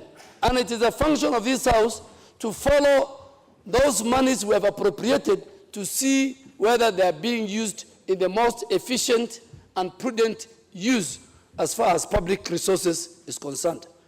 So, Mr. Speaker, this supplementary budget and these members we have formed, even forming an ad hoc committee, we are not, Mr. Speaker, we are not violating any provision of the standing order of the Constitution. Madam Speaker, we are used to, Madam Speaker, the governor, the current governor of Bomet. Madam Speaker, Honorable Soipan, will get used to you. And she's unique because she's a lawyer, so she'll understand. And Mr. Speaker, that's why even this House decided to help NASA in appointing from among their ranks who sit in the Speaker's panel. They can't even do a simple work like that. So we want to form this. This supplementary budget is very, very important. It contains 9.2 billion for IEBC to conduct the fresh elections. This supplementary contains the biggest, landmark achievement of our administration in as far as free secondary education is concerned. 25 billion is here, so that after we are through with the elections and Uhuru Kenyatta is elected, then we can go back to our constituencies, and come January, the money is there. So members of Parliament will use the bursary fund for CDF, now exclusively for higher education and colleges and for other things. We have 4.2 billion we want, that this supplementary is allocating to the security agents in as far as the election preparedness is concerned. So, Madam Speaker, there's no crime, and I want to say it here. Those people, they walked out, they opposed that publication reduction because they're ignorant, they don't read the bill. And as I said, read the bill. That bill, what it contains is good for NASA, is good for Jubilee, is good for the people of Kenya, in as far as conducting a free, fair, transparent, and peaceful elections. When you reject that bill, you are either not ready for elections, or you have some monkey business to do. Yeah, which they did. We want physical 34A to be brought. We want to win this election in fair and square and beat our opponents by more than 3 million votes. So they can walk in, they can walk out. You know, you can see their boss is telling them boycott parliament. Then you find them here. Their boss is telling them do not form committee. When we want to form a committee, they say they don't want. And even this committee, there are 9 members. If they bring names this afternoon, we will approve. We want a house that moves together, Madam Speaker. So, Madam Speaker, this is just to make sure that we have the right people. In the next 10 days, they look at these budget supplementary estimates. On the 10th, when we come back, they bring the report. We either amend or agree with them or approve, and then we bring the appropriation bill, stage 1, stage 2, and stage 3, and then take it to the president to go and sign the bill into law and the warrants for withdrawal into law. It's as simple as that. But because I am a very lucky person, Madam Speaker, that I have a leader who consults and who listens to his leadership. That my leader is not one who tells me, go to parliament and cause disruption. So I beg to move and ask Honorable Kato to second, because if you are a member of this committee, you cannot... next time, in the afternoon, the leader of minority, Honorable Bukose, and the leader of majority, Honorable Owen, and the minority party deputy whip, Honorable Tongi, will be recognized in the standing orders. So that it doesn't go on record, I'm sure the leader of majority is saying those people sitting on the seats off, so that he doesn't unilaterally appoint members here. You know that cannot be allowed to go on record because it's not the true and factual position. So let's have Honorable Kato. Yeah. Thank you, Mr. Speaker. Mr. Speaker, as I second this motion, I want to emphasize the fact that we are doing it within our standing orders. Standing order number 218 allows for a formation of a select committee or an ad hoc committee whose mandate will just be within what the House will approve. And therefore, Mr. Speaker, because it's a requirement that every bill must be processed through a committee that will act as the bridge between this House and the public when they are collecting or they are doing public participation, Mr. Speaker, and we are yet to form the substantive committees. I think this is the right way to go. It's within our standing orders that an ad hoc committee be formed to look into this very important matter and report within these days that have been specified. That is on or by 10th of next month, Mr. Speaker. Mr. Speaker, supplementary estimates, because that will be the mandate of this committee, without really going into the details of that bill, Mr. Speaker, is in accordance with Article 223 of the Constitution. And if you allow me just to quote subclause 1A, where it says, Mr. Speaker, the amount appropriated for any purpose under the Appropriation Act is insufficient or and this is emphasis, or a need has arisen for the expenditure for a purpose for which no amount has been appropriated by this act.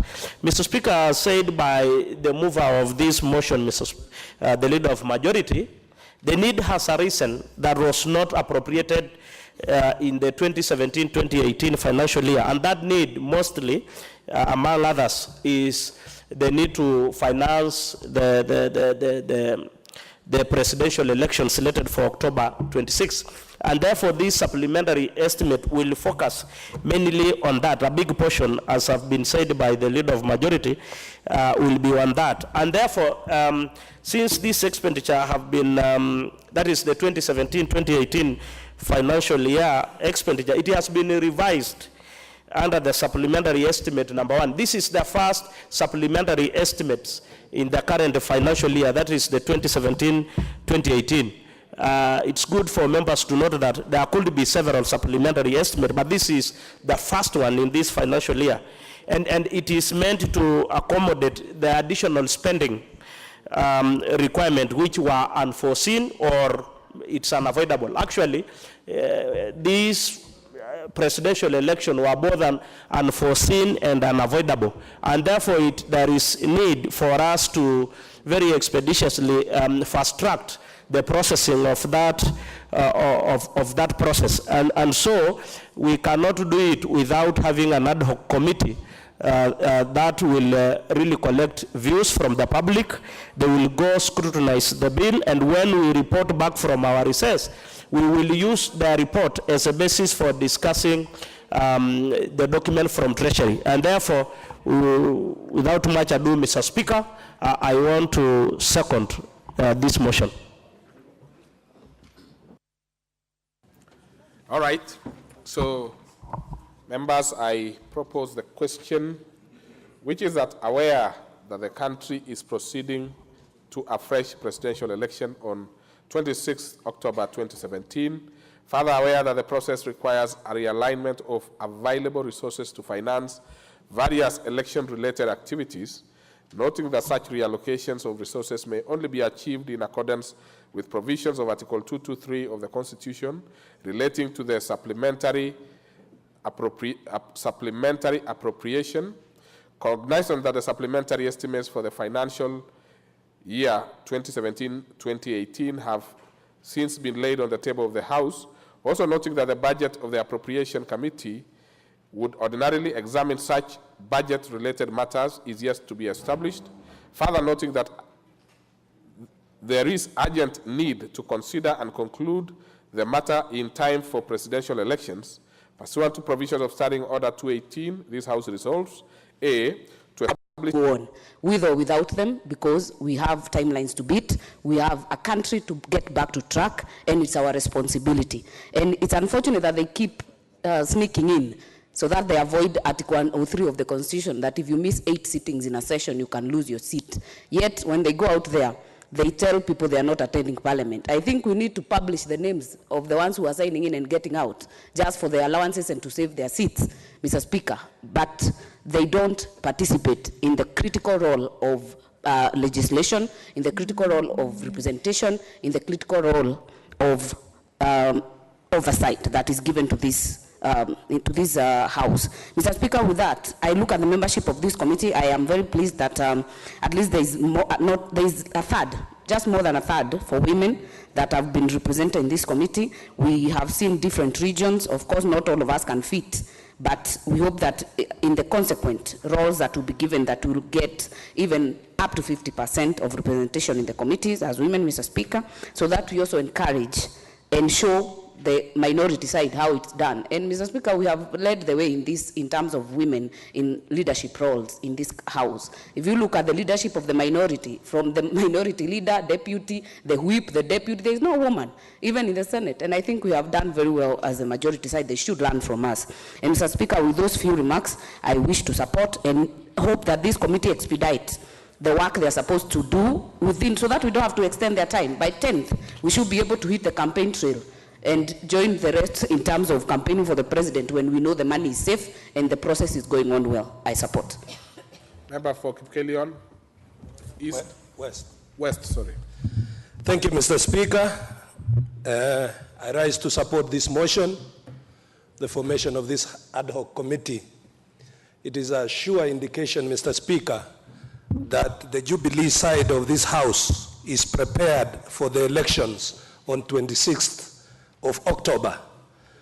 And it shows, Mr. Speaker, that our colleagues on the NASA side do not care about this country. And we are asking them, Mr. Speaker, even if they do not care, even if they are so heartless, they should at least be concerned about the children of their constituencies who will benefit from the allocation of 25 billion for free secondary education. But having said that, Mr. Speaker, even if they don't care, the Jubilee side of this coalition will pass the appropriation of these monies, and the benefits will go to all the children of Kenya. And that is a firm pledge by the President of the Republic of Kenya and the Jubilee Party. So, Mr. Speaker, as I support this, I will not end without congratulating the chairman of this committee, who happens to be the member of parliament for my sister constituency. There is no chairman yet. The proposed chairman of this committee, Honorable Joseph Limo. But what is it, Honorable Shaban? You have an intervention to make? I see you have a card placed. Let's see, so that we see if Mr. Speaker. Just a minute, Honorable Limo. What is it, Honorable Namsi Shaban? Resume your seat. And I'm getting a new name from your end, Henry. I'm not so sure if that is your name. Mr. Speaker, sir, I would seek to make an intervention as per Standing Order number 95, that following what has already been deliberated on, that the mover be now called upon to reply, so that we can come to closure of this debate. And reading the mood of this House, really, there is quite a bit of repetition. How did you read the mood? The mood I'm seeing myself is that there are 43 requests. But anyway, we will get the mood directly from them. Thank you. Now, let's see, kindly wind up and then... So, Mr. Speaker, thank you. I wanted to say that Honorable Limo is a fine accountant. I met him in Kenyatta University while finishing his accounts degree, where he passed with a distinction, and is capable to steer this committee. This committee, Mr. Speaker, is also composed of very fine members of this House, including the long-serving administrator, Alois Letoimanga, and all these other members, including the mother of the House, the Honorable Naomi Shaban. So, Mr. Speaker, I beg to support. Let me... All the members, those who are walking around, can take their seats. Honorable Sophia. Okay. Then you will freeze there, Honorable Sophia, completely, like in the fridge. Now, I want to dispense with the motion by Honorable Namsi Shaban, that the mover be called upon to respond. Will as many as of that opinion say aye? Aye. And those of our contrary opinion say nay? The ayes have it. And now we will, having saved a few minutes, we will donate that one to Honorable Member for Emurua Digir. Yes, we will donate whatever will be a balance of time to the member for Emurua Digir. But for now, the Deputy Whip to reply quickly, and then we finalize. Thank you, Mr. Speaker. Mr. Speaker, I rise to reply to this motion. And just say that I want to thank all the members for the support that we have seen from all the members that have spoken to this particular motion. And there's no doubt indeed that this is a committee that needs to get to business immediately, Mr. Speaker, because they have important business before them. One being looking into the budget for elections, and also for the free secondary education come January. And so, Mr. Speaker, I want to thank all the members for being very patient and for participating in a very meaningful way to this particular motion. I beg to reply. Thank you. Okay. So I'll put the question, which is that Aware that the country is proceeding to a fresh presidential election on October 26, 2017.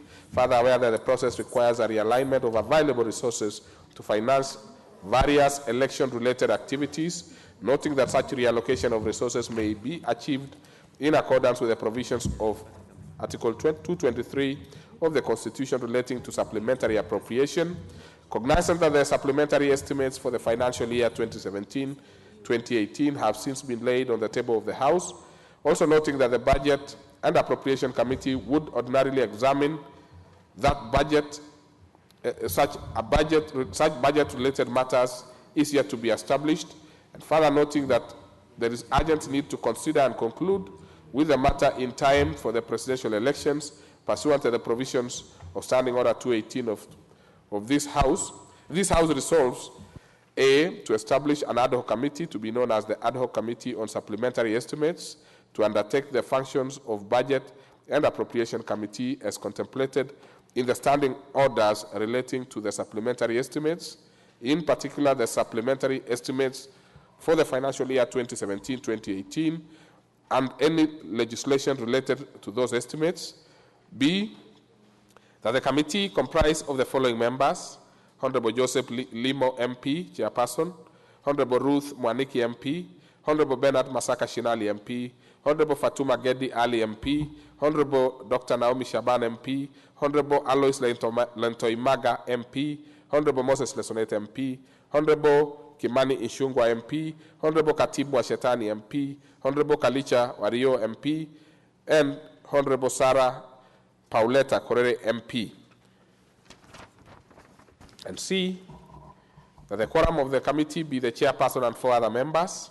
And D, the committee considers the matters under its mandate and report to the House on or before Tuesday, October 10th, 2017. Will as many as of that opinion say aye? Aye. Many as of a contrary opinion say nay? The ayes have it. And now we move to the next order.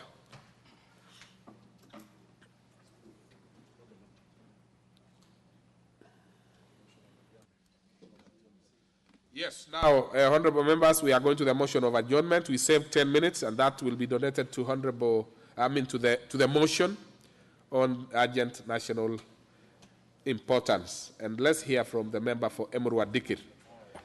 He had wanted to speak in Kiswahili, but I warned him that the last time I heard him speak in that language, he was far from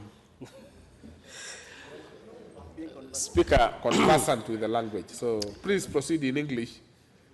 Thank you, Mr. Speaker. But if you want to speak in Kiswahili, you can try. Thank you, Mr. Speaker. I will speak in English. Probably not because maybe you've checked my Kiswahili and found that it's not appropriate, but because I think it is appropriate also to move it in English. So, Speaker, like I begged before, Mr. Speaker, I wish to, under Standing Orders number 3.1, I seek to move this House for an adjournment for the purposes of discussing a matter of urgent national importance, following tribal fightings which occurred in Transmara, and specifically along the Kilgoris and the Murwadigir boundaries, constituencies, which occurred actually between September 22nd and 23rd, 2017, where several people, Mr. Speaker, have lost their lives. So far, we have lost around 10 people, Mr. Speaker. And currently, there is a lot of tension in that particular area. Mr. Speaker, first I want to convey my utmost condolences to the families, friends, and the relatives of all those people who were killed in this unfortunate incident.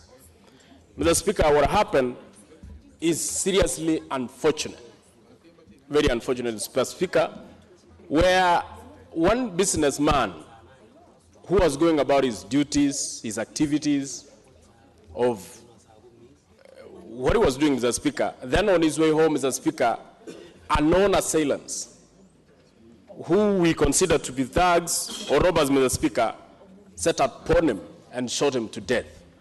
Mr. Speaker, this incident which occurred in Osoid, a road between Osoid and Kirindon, led to a trigger of several events that led to several deaths. Mr. Speaker, innocent people who were traveling or traversing the constituencies, doing their businesses, others carrying maize, others actually carrying their activities in the hotels, were killed innocently. Mr. Speaker, this is an affair, this is an activity which I wish to bring to this nation and to this House. Mr. Speaker, however much we might say that there were issues which were in between these communities who are living together. These communities have been living together for a long time. As far as I remember, Mr. Speaker, when I made a mention of this particular issue, Mr. Speaker, it reminds me of many years which I can't even remember, because me, myself, I was born there. My parents got married in that particular area, and we have been living with them for as long as I can remember. But there has been several attacks from both sides, which are necessitated by several issues which do not even compare to the lives of the people who lose their lives in these particular activities. Mr. Speaker, we must understand also that there is no winner in a war. There are only losers. There are people who die. There are loved ones who die. There are people who are left behind, destitutes. There are people who are left as widows. There are children who are left without their fathers. Mr. Speaker, there is no winner in war. And that is why I want to take this opportunity to call upon the people of Transmara, wherever they are. Activities to do with war, people fighting, people killing each other, do not belong to this generation. Mr. Speaker, we have so many other avenues where we can sort our disputes. If there are issues to do with land, we can sort them out in some other avenues. If there are issues to do with cattle theft, we have also avenues that we can sort them. If there are issues where people are killed unknowingly by some other people, there are avenues that we can use to solve them. I wish to call upon the members of those two constituencies that peace is very supreme. Peace is what can bring development. Peace is what can bring prosperity in our nation.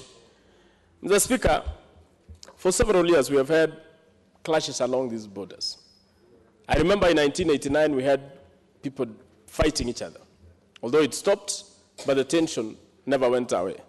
I remember in 2007, Mr. Speaker, when there were elections, shambolic elections in Kilgore's constituency, people fought, people died, we went for by-elections, and eventually, Mr. Speaker, there was a subdivision of the constituencies, and peace prevailed for so many years. Mr. Speaker, I also remember in 2010, when there was an issue to do with boundaries. There were also clashes, Mr. Speaker, along these same boundaries. Speaker, when we were done with the division of the constituencies and people, went back to their normal activities, Mr. Speaker, this problem again came back in 2013 when we were in 2017 when we were approaching this election. Several people died, Mr. Speaker. I remember putting across in this House that over 12 people died in the same place, Mr. Speaker. And the motive of the killings are not even known up to date because no one has been arrested. People who were arrested actually were released. And not even a single soul has ever been told who actually started these skirmishes and what were the motives behind these skirmishes. Mr. Speaker, this one that we are facing right now cannot be related to anything. As far as I remember, Mr. Speaker, as far as I know right now, Mr. Speaker, we do not even know who killed this businessman. And we do not also know who killed the other people, who were, the reaction that happened after the killing of this businessman. Yesterday, Mr. Speaker, the first person was buried, was laid to rest. But the people who killed him have not been brought to book. I would wish to urge the government, if we want to stop this tension, please ensure that you arrest the people who were involved in killing of this businessman, who was very innocent and going about his duties. So that, Mr. Speaker, it can also allow room to arrest those other people also who went forward and killed innocent people. When you look at the photographs of the people who were slaughtered, Mr. Speaker, you cannot imagine it can happen in this country. When you look even at the time frame, between the time when the businessman was killed and the time when these other innocent people were killed, Mr. Speaker, I don't even know how to frame it. Because it was like there was an instant reaction which whenever you are found on the road, you just killed, unless you speak to a certain dialect. Mr. Speaker, I wish to categorically state that as peace-loving citizens, we wouldn't want this tension to go on. We wouldn't want the killings to go on. We really want to have peace in those particular areas. And we wish the government to chip in and immediately investigate the killers who perpetrated all these killings, so that people can now be peaceful when knowing very well that so-and-so was killed and the person who killed him is already in custody. So-and-so was killed and the person who killed him is already in custody. That, Mr. Speaker, will save a lot of problems that we have been having in that particular area. So, Mr. Speaker, my request to the government is, please let's arrest the people who are involved in these particular skirmishes. The people now who have been living there for a long time. We have no border problems. We do not have any boundary problems. We do not have any land problems. We do not have any dispute between the communities. The only problems we have been cattle theft and a few issues here and there, maybe sometimes political. We want to urge the residents of those particular areas that let us not allow cattle theft to cost lives. Let us not allow political issues to cost lives.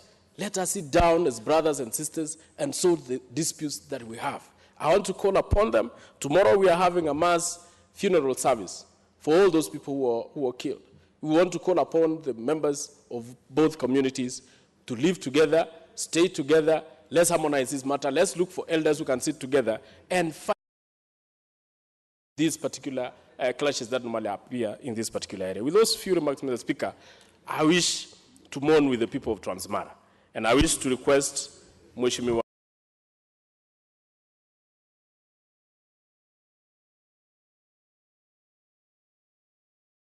It is just, it's a debate because there will be no vote to be taken at the end. So I will not give Honorable Maore. I probably will give the member for Kilgoris, who is in the House, and then we'll come back. Maore will get it some.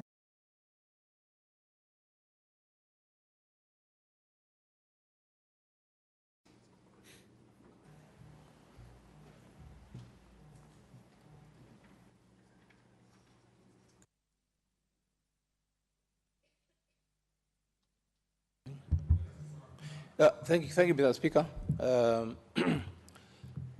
I also want to agree with my brother, Honorable Ngeno, because he has said the truth, and I want to stand by what he says also.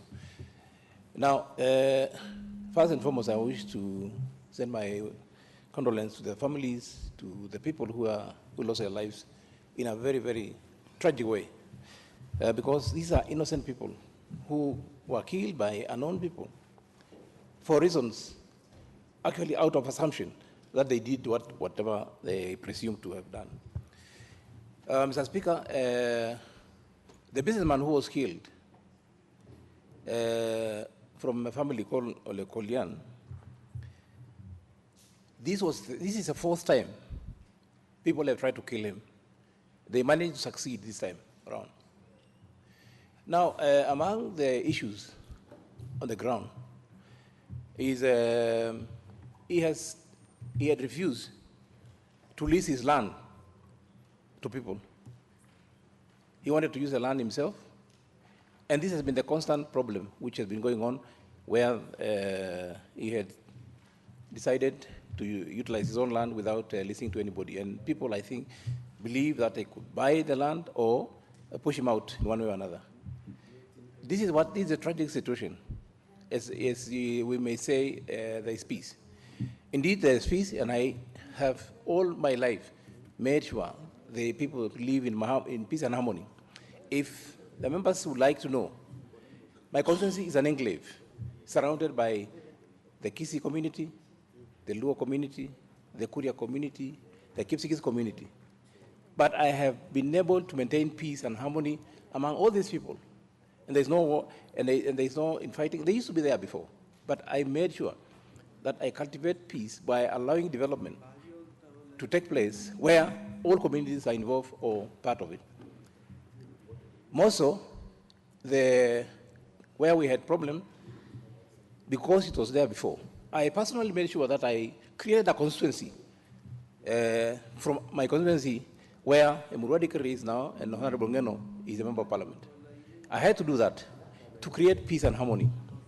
So it has been my job and role all these years to make people live together as brothers and sisters, because we are all Kenyan and nobody chose to be born wherever it is. The community that has suffered this tragic event have always lived with the Maasai people, with those people there. Even now, they still live together. Land, different farms, they live by each other. And there's not an issue of border or whatever it is. It is individuals who wants to take advantage through criminal acts to do what they did. When this happened, I got all of the DC and the MCA of the area, one Ole Kijabe, to move quickly to the ground and restore peace. Because this young man was a popular businessman. He was shot and money was taken.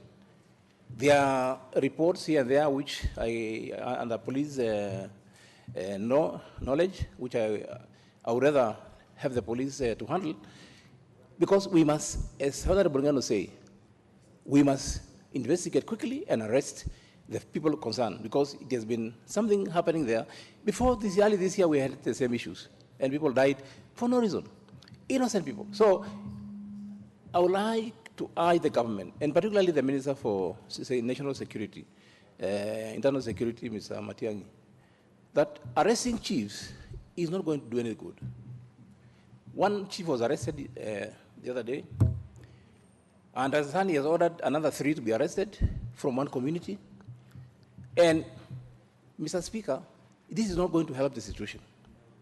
Because then these other people feel that the government is against them and they are working against the other people. We are going for an election of the president. For goodness sake, arresting chiefs is not going to do any good for the Jubilee Party. So let's avoid this, because this person was killed at night. We don't know who killed him. Let us get the person who killed them, but let us not arrest people, innocent people also, just to show that the government is doing doing something. No, it is wrong. Let the minister and the county commissioner call the leaders and they talk together to find out how best. Sorry, your time is over. So we'll have the member for Narok. Thank you, Mr. Speaker. I wish to commend Honorable Ngeno for putting this motion across, motion of adjournment, to discuss a matter of crucial importance to the people of Narok County. And I want to begin by registering my condolences to the families, friends, and all the people affected by the killings, needless killings that happened in Transmara,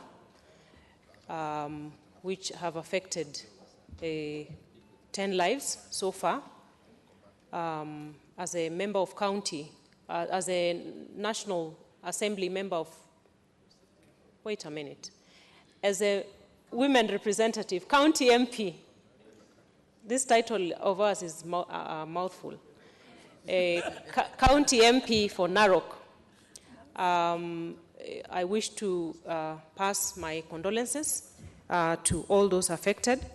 And Mr. Speaker, like it has been said by the two members, colleagues from Narok County who have spoken before me, these are needless killings, and it is very unfortunate that the killing of one person, one business person, takes a twist into tribal clashes Mr. Speaker, and it takes a tribal turn within a people who have been living together, even though we know that the area is a hotspot in terms of conflict. And I believe, Mr. Speaker, the killing of the businessman acted as a trigger to existing undercurrents of conflict among the communities that live in this particular area of Kirindon and Esoit. Mr. Speaker, I would wish to say that being that this has been a hotspot, and we know that this is not the first time that we are seeing killings happening in the area. There's been a lot of tension throughout and even before the campaign period during the August elections. And Mr. Speaker, I think it's time for all of us, the law enforcement officers, the leadership of the county, the administration, we need to avoid a situation where we do firefighting, Mr. Speaker. Because when we engage in firefighting, we will continue to lose lives.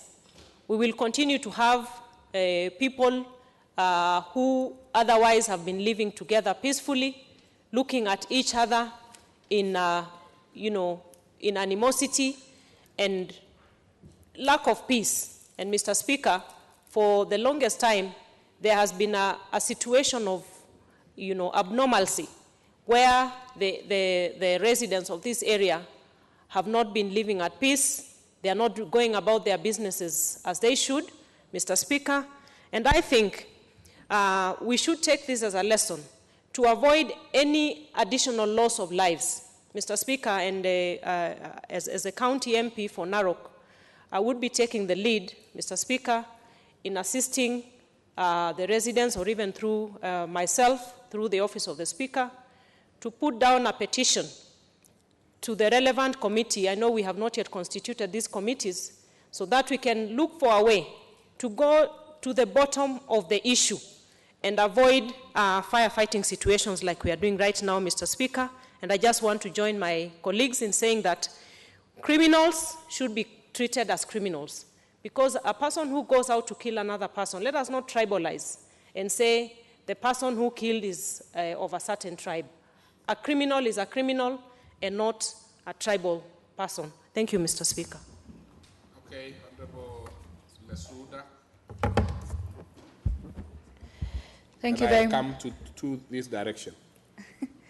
Thank you very much, Mr. Speaker, and I would like to thank Honorable Ngong for bringing this adjournment motion so that we discuss this very important national issue, and to first pass my condolences to the families of those who have been affected.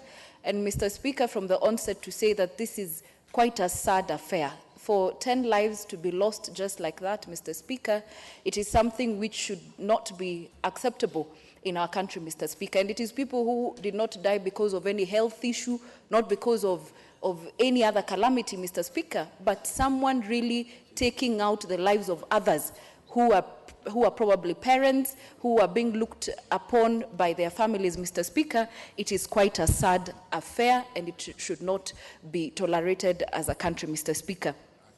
I would like to say, Mr. Speaker, that there are 2 or 3 things that continue to be a catalyst to such issues when they do happen, Mr. Speaker. And one of them, Mr. Speaker, is the quick response. Sometimes when an incident happens, the response that is taken by government in ensuring that the aggrieved see that justice is being done, Mr. Speaker, sometimes catalyzes so that civilians feel they have a right to actually do revenge attacks, Mr. Speaker. And it is my hope that the due process will be followed, that the culprits will be taken to book, Mr. Speaker, so that we do not see these revenge attacks where civilians feel that it is up to them to actually take the law into their hands, Mr. Speaker. The second thing, Mr. Speaker, is so that we all realize that there are various actors who will ensure that these communities live in peace, Mr. Speaker. There is definitely the role that the intelligence services in our country do play, Mr. Speaker, so that sometimes to forewarn, so that there is early response and quick response, Mr. Speaker. There is also the role that the political leaders play in talking to their constituents, Mr. Speaker, and giving direction. And one thing that has been, that I would urge my colleagues also to do, so that we call out criminals for being criminals, Mr. Speaker. We do not label various communities, or when it is only your community which has been attacked, then you take sides.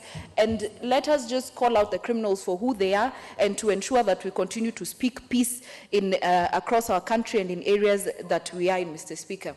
The other thing is that even as we go to elections, that we try and see that we have tolerance as a country, of things that we utter as leaders, things that we utter also as Kenyans out there, so that we remember that we only have one country and we have one country to live in and to protect, so that we, even after the elections, Mr. Speaker, we'll have a peaceful country and we can get about to going back to our issues. We also have similar issues in some of our counties, and even with this, the drought that is biting right now, for example, even in Samburu County, we have seen that the communities that are living there, and especially in Samburu North, and I can see my counterpart is in the House and would like to talk about it, Mr. Speaker, that we are seeing challenges where there are issues of cattle theft, and it continues to build up to a point where it gets to community versus community, Mr. Speaker. And I would like to urge the security agencies to respond, to be on high alert, to see the early signs, Mr. Speaker, and when an incident happens, before the other community rates, Mr. Speaker, they ensure that they do take charge. So, Mr. Speaker, I do hope that we will not see such incidences again, and such volatile areas, I pray that something will be done very quickly so that we do not continue to lose lives in such a manner as this, Mr. Speaker. Thank you very much. Honorable Dida Jaldesa.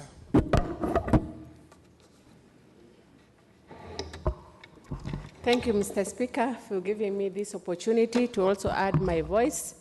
I would like to, from the onset, send my condolences to the people of Transmara. Mr. Speaker, when you look at the speakers, you can see the trend. Most of us contributing to this debate are from the pastoralist community. Mr. Speaker, what saddens me the most is the way the response to these issues of unnecessary killing is given attention. Most of the time, it is either connected to culture, it is either connected to the old practice of the pastoralists stealing from each other. And what makes me sad, Mr. Speaker, is the fact that 10 or so lives are lost and the life goes on.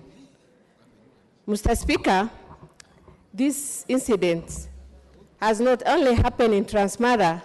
2 days ago, we lost I think even uncounted number of people in Isiolo County, when some raiders just came into Ngaramara ward of Isiolo County and drove off with more than 4,000 head of cattle, and I think to date, we were not able to account for the number of lives lost. Mr. Speaker, I think we are in a country that respects the rule of law. Mr. Speaker, under Chapter 4, Article 26 of the Constitution, it guarantees the protection to life. It guarantees the protection to property. Mr. Speaker, as I condole with the people of Transmara, I will really request the government to give this issue maybe a totally different approach, in that when such incidents happen, we should be able to know who is responsible, what are the causes of this unnecessary killing, and to what extent is the community that is affected is either compensated or they are made to understand actually what are the drives behind this. Mr. Speaker, I also want to say this, that we do not have vacuum of leadership, both at national levels and at the county levels. Mr. Speaker, as far as I'm concerned, all the representatives of the government are quite present in these counties and in these wards. Therefore, I would like to understand what are the roles of the county coordinators, the county commissioners. What are the roles of the district county commissioners? Why is it that when such incidents happen, we always point fingers at the lowest level of representation, that is the chiefs? Therefore, Mr. Speaker, I beg to request the House to in future even consider laying responsibilities to the people who are mandated to ensure that lives and properties are protected. And when I am saying this, Mr. Speaker, the people I have in mind in terms of hierarchy is the county commissioners, Mr. Speaker, sir. Therefore, I want to finish my contribution by saying we are fully in support of Mheshimiwa and we are together mourning. Thank you, Mr. Speaker, sir. Very well. Top on the list, Honorable Member for Masop. Asante sana Bwana Spika kwa kunipa fursa hii nichange katika hoja hili ambalo linakushangaza kwamba tarehe 22 mwezi huu wa 9 watu 10 walipoteza maisha yao kwa kioja ambacho hakieleweki. Bwana Spika, ni jambo la kushangaza kwamba kwa karne hii sisi wote ambao tuko hapa kama Wakenya tunaona maisha ya binadamu kuwa ni bure. Familia hizi zote ambazo zimepotezwa kwa sababu ya kuuawa kwa mfanyabiashara ni jambo la kushangaza na inashangaza taifa. Kama mtu mmoja amefanya uhalifu kwa kumuua mfanyabiashara, ikawaje ikawa ni jambo la kijamii? Nikisikia waheshimiwa kutoka Umuru wa Digiri na Kilgoris wakiongea hapa kama viongozi, ni jambo la kushangaza. Ni jukumu letu kuhakikisha kwamba sisi wote ambao ni viongozi na wafanyikazi wa serikali lazima tuwajibike. Jambo hili aliweze kuchukuliwa kimsaha hivi. Watoto ambao ni wajane, mayatima, wamama ni wajane, mfanyabiashara mwenyewe pia amepoteza mali yake, na kiini na sababu ni uhalifu. Je, sisi kama viongozi, sisi kama Wakenya, sisi kama Wakristo, sisi kama jamii ambao tunaishi sehemu hiyo, jukumu letu ni nini katika hali ya kudumisha amani na sheria? Mheshimiwa wa Emuru wa Tigiri tunasema pole sana. Mheshimiwa wa Kilgoris tunasema pole sana. Sisi kama viongozi lazima tuje tuone ni sababu gani na mtusaidie kabisa. Na nachukua nafasi hii kuomba wananchi wote wa Transmara. Mimi huwa napita kule, nimekuja pale Harambee, nimekuja pale kufanya kazi na kuchanga pia katika maendeleo ya nchi hii. Lakini niliwapata kwamba mnaishi kwa amani na muliishi kwa jadi. Hata mila zenu, mavazi yenu, matendo yenu mko pamoja. Lakini jambo likifanyika, muachie vyombo vya habari, vyombo vya usalama wafanye wajibu wao. Msichukulie sheria mikononi mwenu. Hasara ambao tumepata kwa sababu ya kitendo cha uhalifu imechukua maisha ya watu 10. Tunasema pole sana, na nachukua nafasi hii kwa niaba ya wananchi wa Mosop kusema poleni, na natoa rambirambi zangu kwa familia haya yote, hao wote kwa kupoteza baba ama jamii zao. Tutaungana nanyi kesho kwa wafu wa maombi, ili tupate kuambia wananchi wenyewe kwamba amani ni muhimu kuliko chochote. Ya mwisho, Bwana Spika, ni kwamba vyombo vya usalama tunavyojua wako katika kila kijiji. Silaha ziko miongoni mwetu. Silaha ambayo imetumiwa kuua mfanyabiashara ni bunduki. Je, tutaishi vipi kama bunduki hazijasakwa? Naomba viongozi wote na vyombo vya usalama waajibike na waone kwamba silaha hizi ambao ni haramu miongoni mwa wananchi zitwaliwe na sheria ichukuliwe kwa wakati unaofaa. Nikimalizia, Bwana Spika, ni kwamba tunapochangia hoja la usalama, sisi pia viongozi tuwajibike. Sisi ndio ambao tunatakiwa kuunda sheria ambazo zitadumisha amani na utengamano miongoni mwa jamii yetu.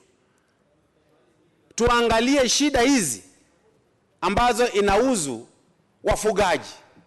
Ni sababu gani mambo haya yanatokea? Kama ni mambo ambayo ni ya kuimarisha utendakazi wa usalama, tuimarishe. Kama ni kiutauchumi, tuimarishe, ili tuone kwamba wananchi wetu waishi kwa amani. Kwa hayo, Bwana Spika, nasema asante kwa kunipa nafasi, na nachukua nafasi hii tena kusema Mheshimiwa Emuru Watigiri na Mheshimiwa Kikonjela. Your time is over, so I'll give member for Laisamis, Arbale Malimo. Thank you, Mr. Speaker, for giving me this opportunity also to add my voice towards the adjournment motion brought about my colleague, Member of Parliament. Mr. Speaker, I would like also to send my condolences to the bereaved families of Transmara following the killing and the death of the 10 people reported. Mr. Speaker, it's very sad in this nation to hear about cases of people killed because of different issues. In fact, as leaders, we need to cultivate peace amongst communities, particularly within the pastoralist communities, so that there is peace and harmony existing between the communities. Mr. Speaker, the community which I represent is Laisamis from Laisamis constituency. We have also actually come across similar incidences where, because this community is a pastoralist community which keeps on moving from one place to another, and a case in hand where my community actually have moved from their respective constituency to Baragoi, that is Samburu County. Mr. Speaker, towards the beginning of this month, we have come across 4 of my people have been killed in Baragoi by people believed to be Turkanas, and actually they have also made away with quite a herd of camels. Mr. Speaker, that incident has also been reported to the relevant security agencies, which we have actually received a lot of promises from them that those camels are going to be returned. But it is very unfortunate that until today, Mr. Speaker, those camels have not been returned. I even don't know what to tell my people because they keep on asking me how far the security people have gone to ensure that those camels have been recovered. But every time they ask me this question, I happen to call the security agencies in Baragoi, and they keep on telling me that the terrain where the people perceived to have actually stolen those camels are staying, they are telling me that nobody can really be able to access. Mr. Speaker, I really don't understand. In this country, we are in Kenya. We are not actually talking about a foreign country, that there is a place the security agencies are unable to visit and to unravel this kind of menace. Okay. Mr. Speaker, you wind up, honorable member. Yeah, so Mr. Speaker, I really would like to send my condolences to the families, the bereaved families of Transmara. And I think it is very appropriate, Mr. Speaker, that the government is brought to attention so that at least these rampant incidences taking place around our country is addressed amicably. Thank you, Mr. Speaker. Okay, let me just give some few minutes to Honorable Sankok to. Thank you very much, Mr. Speaker, for giving me this opportunity. Since I come from Narok, and apart from coming from Narok, I represent persons with...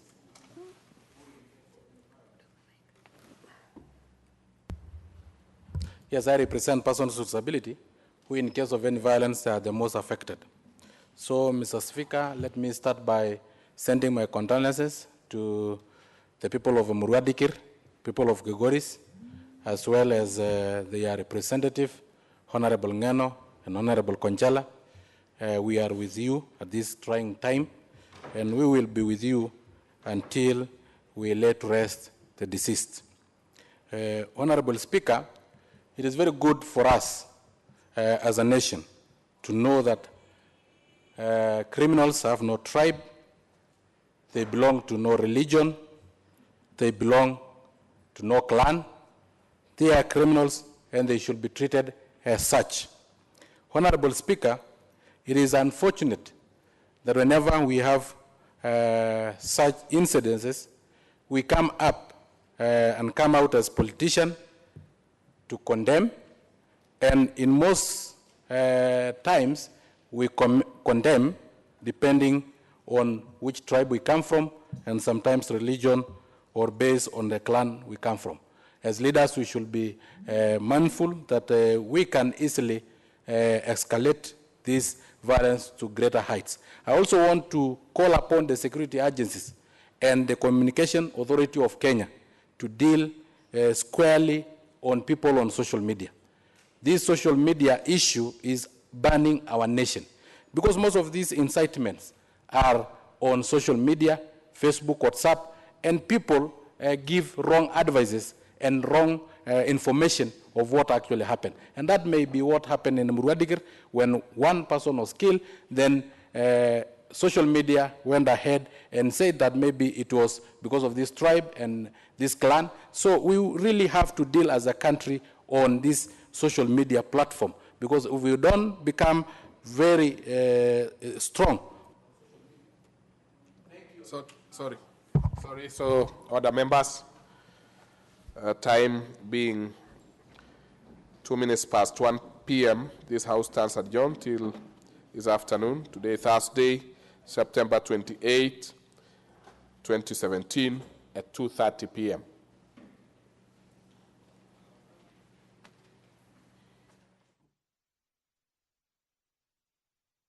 And that marks the end of business for the Thursday morning sitting, which had been majorly chaired by the Deputy Speaker, the Honorable Moses Chiboy. This morning, the members did pass a procedural motion reducing the publication period of 4 bills, among them the Public Trustee Amendment Bill, the Copyright Amendment Bill, the Election Offences Amendment Bill, the Election Laws Amendment Bill.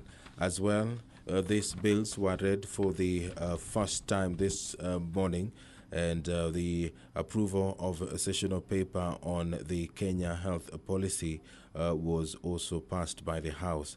The motion on approval of ratification of the Nile Basin Cooperative Framework Agreement was also passed before this House this morning, as well as a motion on the establishment of an ad hoc committee on the supplementary estimates for the financial year 2017-2018. That marks the end of the morning sitting on this 28th day of September 2017. This is a broadcast which has been brought to you by the Parliamentary Broadcasting Unit in conjunction with the Kenya Broadcasting Corporation. Good afternoon.